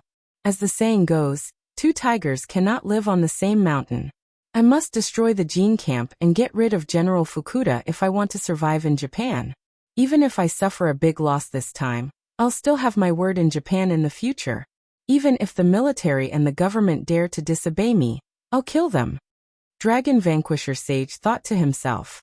At this moment, whether it was Dragon Vanquisher Sage or General Fukuda, both of them issued orders to dispatch their experts who were good at sneak attacks to launch a life-and-death battle in the mountain forest. Yuji led a dozen of her trusted maids to detour from the mountainside. Although she was ordered to sneak attack the Jean Camp side, she didn't follow Dragon Vanquisher Sage's order at all. Under the flabbergasted eyes of her trusted maids, she quickly ran down the mountain. "Master, we're going down the mountain now. This is going against the palace master's orders." A beautiful woman finally couldn't help but ask. Yuji halted and looked at the dozen maids neatly lined up in front of her. Then she said in a deep voice, "You are my people. I've trained and nurtured you since you were young. Now I want to ask you, are you willing to pledge your loyalty to me, or to the palace lord?" "I swear my loyalty to master." The maids seemed to realize something, but they still replied in unison. Yuji nodded with satisfaction and said, "Since you've chosen to be loyal to me, then this battle has nothing to do with us. Remember, we're no longer people of the Joyous Palace from now on. We still have other missions, so we need to evacuate quickly." The maids were startled, but out of trust in Yuji, they quickly exchanged glances with each other and rushed down the mountain behind Yuji. At the Jean Camp, Kikitagawa was sitting cross-legged in his tent with big beads of sweat dripping down his forehead. White smoke surged above his head, and his glabella looked like an earthworm was constantly wriggling. Puff! A mouthful of blood spurted out from his mouth. Kikitagawa opened his eyes in a flash and an angry look flashed in his eyes. He quickly covered his chest and muttered to himself, "I can easily break that Joyous Palace old bald donkey's restriction, but I can't break that Tang bastard's restriction. My life is in his hands, so it seems I can only do as he says." Immediately after, Kikitagawa took out a scroll from his pocket and quickly wiped the blood on his lips. He silently adjusted his breathing for a few minutes, and then floated up and appeared outside the tent in a flash. His cold eyes glanced around and found that most of his confidants had disappeared, replaced by some unfamiliar faces hovering nearby. Kikitagawa was keenly aware that these strangers' eyes swept over him from time to time. They were definitely sent by General Fukuda to monitor him. Since you're heartless, don't blame me for being unjust. Kitagawa, don't ask for anything else. I just want to live. The thought flashed in Kikitagawa's mind and he immediately shouted, Yujuan-kun, come here. Not far away. A pale, hunchbacked middle-aged man quickly ran to Kikitagawa. He knelt on one knee and said, What's your order, Sir Kitagawa? What about General Fukuda? Asked Kikitagawa in a deep voice. I'm going to see him. The hunchbacked middle-aged man quickly said, The Joyous Palace's bandits have begun to attack us. General Fukuda has led a large number of experts to rush over there. They should be fighting the Joyous Palace's people soon. Kikitagawa's eyes lit up and he asked, What about the blackguards? The hunchbacked middle-aged man looked a bit worried as he said, The blackguards were all taken away by General Fukuda. Except for me. The others have also gone to kill the enemy for the sake of the Jin camp's victory. Deep inside, Kikitagawa hated Yujuan-kun. He knew why General Fukuda only left him with Yujuan-kun. It was because General Fukuda thought that Yujuan-kun was just a hunchback with low strength, so it didn't matter if he left him. As for the blackguards, they were his trusted subordinates. After taking all of them away, he could let his own people charge and break through the enemy lines. Even if all the blackguards died, General Fukuda wouldn't care too much. Yujuan-kun, has your golden core Sarira been perfected? The hunchbacked middle-aged man's expression slightly changed. He quickly glanced at the dozens of people around him and respectfully replied, It was perfected 2 years ago. Kikitagawa nodded in satisfaction. As he unsheathed the long saber on his back, his figure instantly dashed to the front of 2 genetic warriors a dozen meters away. The 2 genetic warriors didn't even have time to react, and their heads were directly chopped off. There's no need to hide anymore since it's perfected, Yujuan-kun. Kill them all and we'll leave immediately, shouted Kikitagawa fiercely. The hunchbacked middle-aged man's figure flickered and appeared a dozen meters away in another direction like a wisp of smoke. Several knives were shot out in an instant and pierced the throats of 3 genetic warriors, directly tearing half of their necks. It was a massacre. The progress was extremely fast. In just 2 minutes, a total of 46 genetic warriors were killed by the 2 men. The hunchbacked middle-aged man wiped the blood off his scimitar and respectfully came to Kikitagawa asking, What should we do next, Sir Kitagawa? Kikitagawa looked around. After making sure that there were no living people around, he coldly said, General Fukuda has begun to distrust me, so there's no need for us to stay here anymore. He's heartless and I'm unjust, so the 2 of us are equally matched. It's a pity for my blackguards. I can only watch them being led to death by that old crook Fukuda, and I can't save them. Let's go. We'll leave this place and go down the mountain to carry out our mission elsewhere. We still have another mission? Asked the hunchbacked middle-aged man in surprise. A hint of helplessness could be heard in Kikitagawa's tone. He nodded and said, There's actually another terrifying force in Japan, and it's definitely not worse than the Joyous Palace and the Jin camp. The battle between the Joyous Palace and the Jin camp was instigated by them.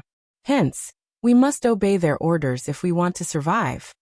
A horrified look could be seen on the hunchbacked middle-aged man's face. Never in his wildest dreams did he expect that there would be a 3rd cultivation force in Japan. He knew Kikitagawa well since he had been following him for decades after all. Kitagawa, who had always been fearless, had a trace of helplessness and a bit of fear in his tone when he mentioned that force, which shocked him inwardly. At the summit of Mount Gazing, Tanshio quietly stood at the top of the pine tree, watching the Joyous Palace's members and the Jin camp's warriors appearing on both sides. He was wearing an invisibility charm and had completely converged his aura.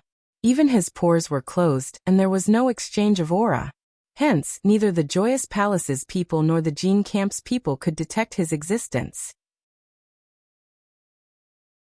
Kill. Kill. Thousands of experts launched a crazy battle on Mount Gazing.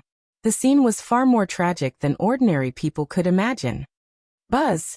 Buzz, buzz. 3 divine senses came from 3 different directions and quickly transmitted towards the island nation of Mount Watanabe.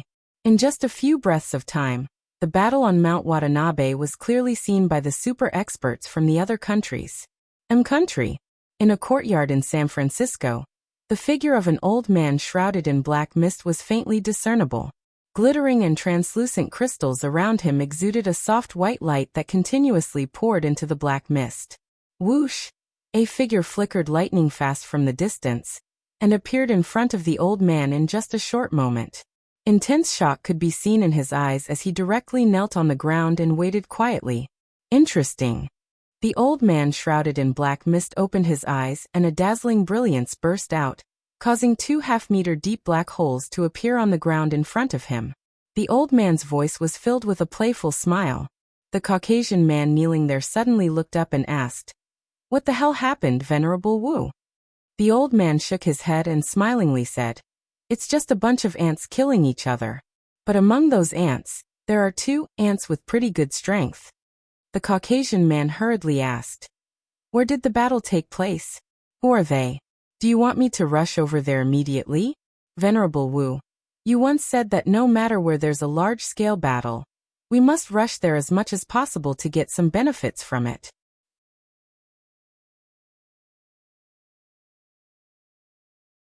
Chapter 1159. A contemptuous look appeared in the old man's eyes. He sat cross-legged and shook his head. "I only know that it's Japan, but I don't know who they are. Forget it. Let's not meddle in the affairs of Japan since they're far away from us. They're just a bunch of nobodies who can't achieve anything. They can't break through the shackles even if they kill each other." The Caucasian man hesitated and said, "Venerable Wu, since there's a large-scale battle going on in Japan, we might be able to profit from it." The old man gently raised his arm, and a violent black smoke column suddenly bombarded the Caucasian man. A bit of killing intent could be heard in the old man's voice as he coldly snorted, "You dare to go against my will?" "I dare not." The Caucasian man was sent flying more than 10 meters away, crashing heavily into the wall. However, in the next moment, he immediately flipped over and knelt down about 10 meters away from the old man. After respectfully kowtowing a few times, he quickly retreated. The old man looked at the Caucasian man's back as he left, and the contemptuous look in his eyes turned more intense. He had indeed issued an order before that no matter where there was a large-scale battle, he must rush there as fast as possible. Once those people were injured, he would finally reap the benefits. However, he had already broken through the shackles and possessed a formidable power that those cultivators couldn't even imagine. Why would he care about the benefits? India, inside the pyramid jungle, a bare-chested old man with bare feet was standing there. He looked like a candle in the wind and was on the verge of collapse, but there was a strange expression on his wrinkled face. "How interesting. I didn't expect that there would be so many cultivators in such a small Japan. Judging from the battle scene, it should be those Buddhist cultivators who won, right? But aren't the real Buddhist cultivators from China's Buddhist sect? These Buddhist cultivators, are they cultivators who have fallen into the demonic path? I don't care who they are. They're just a bunch of nobodies that have no effect on me. The most important thing now is to find that spatial passage as soon as possible. 120 years. I only have 120 years left to live. If I can't find that spatial passage and reach the world where the gods are, I'm afraid I'll disappear from this world." The barefooted old man's body suddenly trembled, and a violent aura erupted from his body. His overwhelming divine sense instantly bombarded the other 2 divine senses. Pfft! The barefooted old man crazily spurted a mouthful of blood. His stooped body instantly straightened up and he shouted, "You 2 old farts. I'll trample you under my feet sooner or later." Wuxia. In the Chilean mountains of Qinghai province, an old lady dressed in linen clothes and a headscarf was lying on a bamboo chair in a thatched hut. The airflow around her formed lines, constantly twisting. Outside the thatched hut, 9 young girls in white dresses with long hair draped over their shoulders seemed to have sensed the energy fluctuations in the thatched cottage. They floated over from afar and stood in a row. The old woman's body suddenly trembled, and she instantly stood up straight. As she opened her arms, her skinny fingers turned into dragon claws, and an ear-piercing voice came from her mouth. This old woman is protecting China. Even if all the living beings in that tiny island country are slaughtered, it has nothing to do with this old woman. If you two old farts are interested, feel free to go there and mess around. 13 years later, I'll be waiting for you at the Arctic glacier. Her words. Whether it was the old man shrouded in black mist in country, or the old man under the pyramid, both of them could hear her words clearly. In an instant, the two divine senses retracted like a tide. The old woman floated out of the thatched cottage and looked up at the direction of Japan. A smile outlined on the corner of her mouth and she muttered, "It's a pity that you're still too young. You may be talented and your cultivation speed is incomparable to ordinary people, but I'm afraid it'll be difficult for you to break through to the crossing tribulation stage 13 years later. But since you're willing to toss and turn, then do as you please." After a while, she retracted her divine sense and looked at the 9 women standing in front of her. A smile appeared on her old face and she slowly said, "Children, since you were born, I've been peeking at your fate from the heavenly mystery. Although I can't see through your past, I'm sure you're fated to meet him. Now that he has made some achievements, it's time for you to leave." Grandma. The 9 white-robed girls knelt down one after another. Their bright black eyes were full of reluctance. Crystal tears flowed down from their eyes and slid down their beautiful faces. "Fate comes and goes and karma comes and goes in dreams," said the old woman calmly. "I don't know your fate, nor can I break your sea of knowledge to peek at the world shrouded in darkness. So you need to find it yourself. Go." The white-robed girl in the middle raised her arm to wipe the tears on her face and respectfully asked, "Where are we going to find him, Grandma?" The old woman shook her head and said, "I can't calculate his fate and can't control the trajectory of his fate. Although he's in Japan now, I'm afraid he'll leave there in a few days if my guess is correct. So you need to find him yourself." The white-robed girl in the middle asked, "Please point us to a range, Grandma." The old woman couldn't help laughing and said, "Zhongling, you're the smartest girl. You've been following this old woman for decades and have figured out some of my temperament. Forget it. Making you look like headless flies is really difficult for you. Let's go to Star City. He was born there and grew up there. That place is his root, after all." Star City? The 9 girls deeply remembered the name. They knelt down in front of the old woman and heavily kowtowed 3 times. "We're leaving, Grandma," the 9 girls said in unison.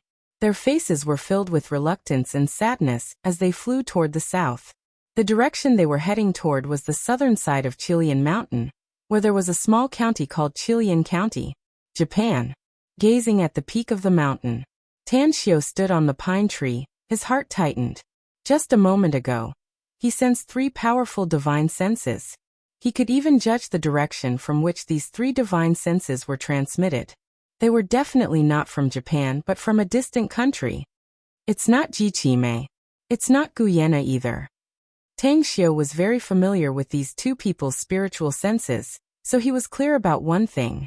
Aside from Guyana and Jichime, these 2 super powerhouses, there were still 3 other terrifying figures on Earth. Their cultivation was likely far beyond the spirit formation stage. Who are they? Tanshio originally planned to display his skills and began to crazily collect cultivation resources on Earth. Not only would he become stronger, but he would also be able to strengthen his tens of thousands of subordinates. But the appearance of the 3 divine senses made him change his mind in an instant. He had to keep a low profile and endure patiently. He must not easily expose himself before he figured out who the 3 divine senses belonged to. Otherwise, it would be very troublesome. The slaughter on the mountain became even more bloody and cruel. But Tanshio didn't have the mood to pay attention to it now. He was eager to figure out where the 3 divine senses came from, and who they came from. Therefore he looked at the fight around him. His figure fell down along with a lightning-like blade light, splitting the pine tree into 2 and falling at the foot of the tree. Time fleeted by. For 3 whole hours, the highest peak of the gazing mountain was brutally destroyed by the Joyous Palace and the Jean Camp's forces. Thousands of people were slaughtering each other. Almost every second, there would be someone dying. Fresh blood dyed the mountain peak red. Kill them. Dragon Vanquisher Sage's eyes were nearly bloodshot. The number of genetic warriors who died in his hands for 3 whole hours was at least 500. More than half of the dozens of cultivation experts were seriously injured by him. He had fought with General Fukuda more than a dozen times in the past 3 hours. He only managed to gain the upper hand each time, inflicting some injuries on General Fukuda, but he couldn't kill him. Suddenly, he saw General Fukuda lunging at him again, crazily brandishing his spear and dashing to his front in the blink of an eye. "You're courting death, Fukuda." Dragon Vanquisher Sage furiously roared and instantly blasted the Buddhist staff in his hand. In the blink of an eye, the staff had clashed hundreds of times with the spear. The moment he suppressed General Fukuda, a spot of light suddenly appeared in his eyes. In 1/100th of a second, this spot of light continued to expand until it finally formed the tip of a long sword. Damn it! Dragon Vanquisher Sage's complexion drastically changed. After he narrowly dodged the sudden attack of the longsword, General Fukuda's spear hit his back and tore a bloody wound. The moment he erupted, the owner of the longsword followed him like a shadow and instantly appeared behind him on the left. Puff! The longsword pierced Dragon Vanquisher Sage's left arm, but several silver needles shot out from Dragon Vanquisher Sage's fingers and hit the middle-aged man. He was blinded. A silver needle pierced his throat. The moment the middle-aged man screamed and retreated, Dragon Vanquisher Sage endured the pain from his wound and fiercely bombarded the man's chest with his Buddhist staff. The man's sternum caved in and blood crazily sprayed out from his mouth as he was sent flying upside down and heavily hit the ground. Damn it! General Fukuda flew into a rage. He grabbed a tube of blue genetic agent, pulled out the cork, and poured it into his mouth. Roar! In just a dozen seconds, General Fukuda's body soared. His height was originally about 1.85 meters, but now he was more than 1.9 meters. The muscles on his body were especially noticeable. Originally, he looked a little thin, but now he looked exceptionally burly. Crazed Demon Spear.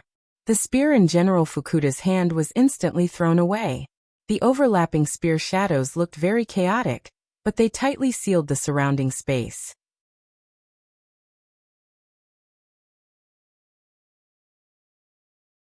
Chapter 1160.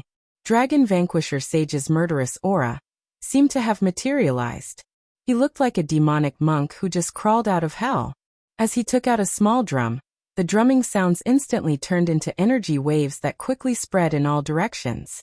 The space where the spear shadows were located became chaotic and countless wind currents kept rampaging, causing General Fukuda's attack power to plummet. Kill him! Dragon Vanquisher Sage opened his mouth and spat out a glittering golden core relic that struck General Fukuda's chest lightning fast. Cracks appeared on the golden core relic, and its luster dimmed in an instant. General Fukuda coughed out a mouthful of blood and was sent flying backward. However, Dragon Vanquisher Sage also paid an extremely painful price at this moment. Although the power of the overlapping spear shadows was greatly reduced, the spear shadows still bombarded his body, causing blood to spurt out and turn him into a bloody man in the blink of an eye. Explode! The small drum in Dragon Vanquisher Sage's hand instantly chased after General Fukuda and exploded a few meters away from him. The terrifying explosion wave caused the world to collapse, and the huge energy vortex twisted General Fukuda's body into a bloody mist. Puff cough cough, Dragon Vanquisher Sage's body was sent flying backward 100 meters and slammed on the mountain wall. At this moment, several experts comparable to Golden Core Stage experts quickly appeared beside Dragon Vanquisher Sage. One of them took out a porcelain bottle and poured the elixir inside into the sage's mouth. Only then did the sage's chaotic aura barely calm down a little. Kill. Kill them mercilessly. You must exterminate all the Gene Camp members. Dragon Vanquisher Sage coughed up 2 mouthfuls of blood again, and ordered with bleak eyes. Understood. Only 2 of the Joyous Palace experts stayed with Dragon Vanquisher Sage, while the rest rushed toward the genetic warriors in the surroundings. Massacre. The Joyous Palace members shouted the slogan, "General Fukuda is dead," and turned into a one-sided massacre. The remaining 800 members of the Gene Camp desperately resisted, and tried to flee to the distance. However, the Joyous Palace experts were much stronger than the genetic warriors, and were faster. Hence, the massacre speed soared when the morale of the Gene Camp's genetic warriors plummeted. In just a few minutes, hundreds of genetic warriors were slaughtered. Ballet. Suddenly, a genetic warrior stopped in his tracks. With a resolute expression, he tore open his coat and took out a fist-sized black metal ball from his waist. Ballet. Ballet. Ballet. There were a total of 18 people. All of them stopped and shouted. They also took out fist-sized black metal balls from their bodies and threw them toward the Joyous Palace experts who were chasing them. The violent explosion instantly engulfed everything within 100 meters. These 18 people paid the price with their lives and used the most terrifying killing weapons of the Gene Camp to bury more than 100 people of the Joyous Palace who were chasing them. Only those experts whose cultivation was comparable to the gold core stage were barely able to survive. However, the injuries on their bodies were extremely serious. At the peak of the mountain, Tanshio sprinted out from under the half of the green pine tree. The originally 10-meter-tall green pine tree was now only half a meter tall. Half of this half-a-meter-tall tree trunk had been split in half. It's almost time. Tanshio instantly released the divine sword in his hand and instantly beheaded all the Joyous Palace's disciples within a radius of tens of meters. As a huge amount of primal chaos force was released, the Jade Array core buried around the green pine tree was instantly activated. Along with the flow of his primal chaos force, the array patterns that Tang Xiu had engraved in advance within the range of tens of kilometers around the mountain were completely stimulated in an instant. Sky Coiling Array. Tan Xiu's figure vanished into thin air before countless people's eyes.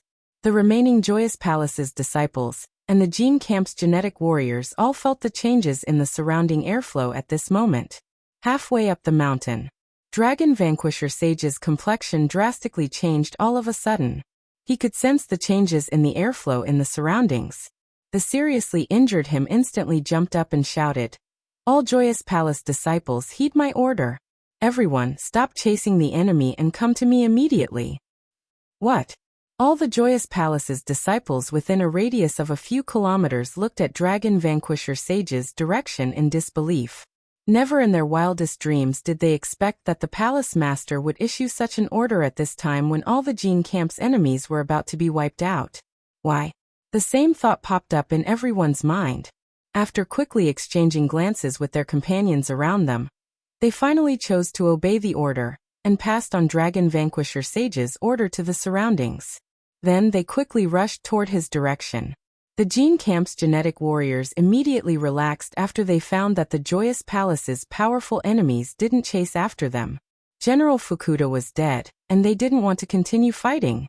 The right choice at this time was to preserve their lives. Bam, bam, bam. Just as they were about to dash to the foot of the mountain, they suddenly hit a layer of energy wall. Layers of ripples surged on the transparent energy shield. The remaining 400 Gene Camp's warriors were completely shocked.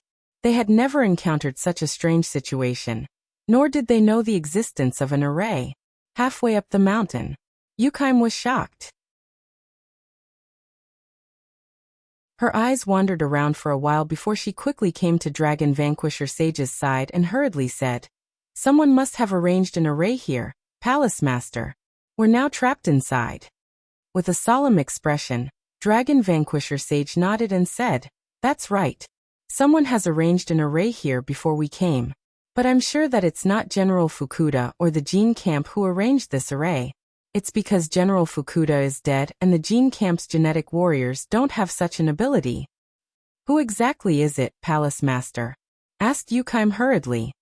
"The Gene Camp is our only enemy." Dragon Vanquisher Sage forced himself to calm down.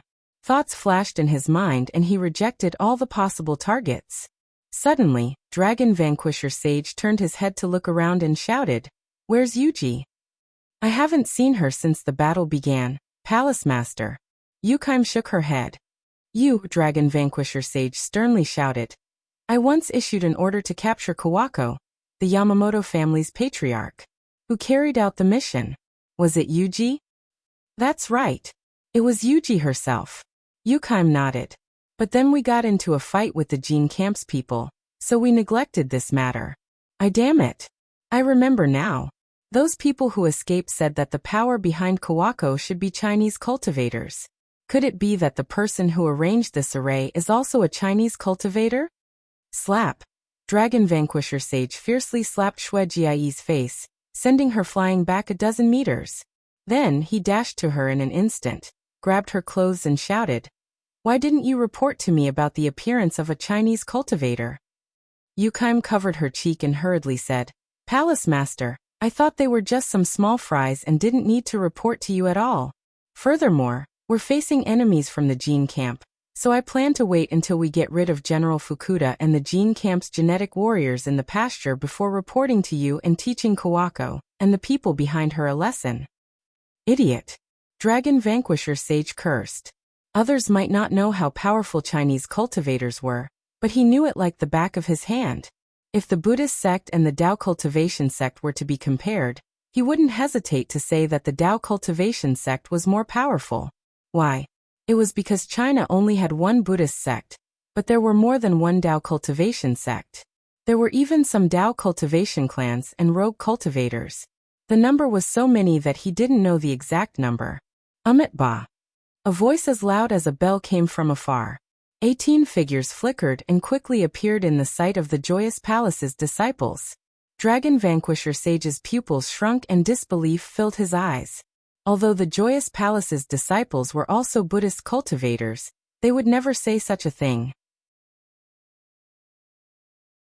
Surrounded by more than a dozen Joyous Palace's higher-ups, Dragon Vanquisher Sage appeared in front of the 18 Buddhist eminent monks. The corner of his mouth couldn't help but twitch a few times and fear could be seen on his face. Blackface Buddha? Jade Buddha? Dragon Vanquisher Sage knew the 18 people in front of him and remembered each and every one of them very clearly. These 18 people were born in the same era as him and used to be his competitors. It was just that he didn't expect that he would see 18 of them in Japan at the same time. Blackface Buddha grabbed the exorcism wand and coldly stared at Dragon Vanquisher Sage. Then he shouted in a deep voice, "This penniless monk is very surprised that the Joyous Palace appeared in Japan. I was wondering what kind of powerful person could escape the pursuit. Little did I expect that you didn't die, Dragon Vanquisher Sage, and are still doing well in Japan. Today, this penniless monk will still clean up the Buddhist sect and kill you. You evil remnant." Dragon Vanquisher Sage took half a step back and angrily roared, "Blackface Buddha, you killed 9 of my martial brothers and 4 of my martial uncles. You even made me struggle for several months with serious injuries. Is the catastrophe and punishment for my joyous sect not enough? The cultivation art you practice is correct," said Blackface Buddha coldly. "Joyous Buddha, great freedom. You can form a partnership and dual cultivate with a woman. However, the joyful clan scoundrels actually pillaged and committed all sorts of evil deeds in order to become more powerful. My Buddhist sect's reputation has been ruined because of you. We've been living in seclusion in the depths of the mountains for decades and rarely contacted the outside world. This sin and shame must be washed away with the blood of all of you. Today, you and everyone from the Joyous Palace must die. You must pay a painful price." You're tuning in to the Limei's Wuxia Whispers YouTube channel. We're so grateful for your support, and don't forget to subscribe to join us on this incredible journey through captivating stories. Your generosity through donations truly makes a world of difference, as it's the primary source of revenue that allows me to expand and enhance this channel for you. Thank you from the bottom of my heart for being a part of this adventure.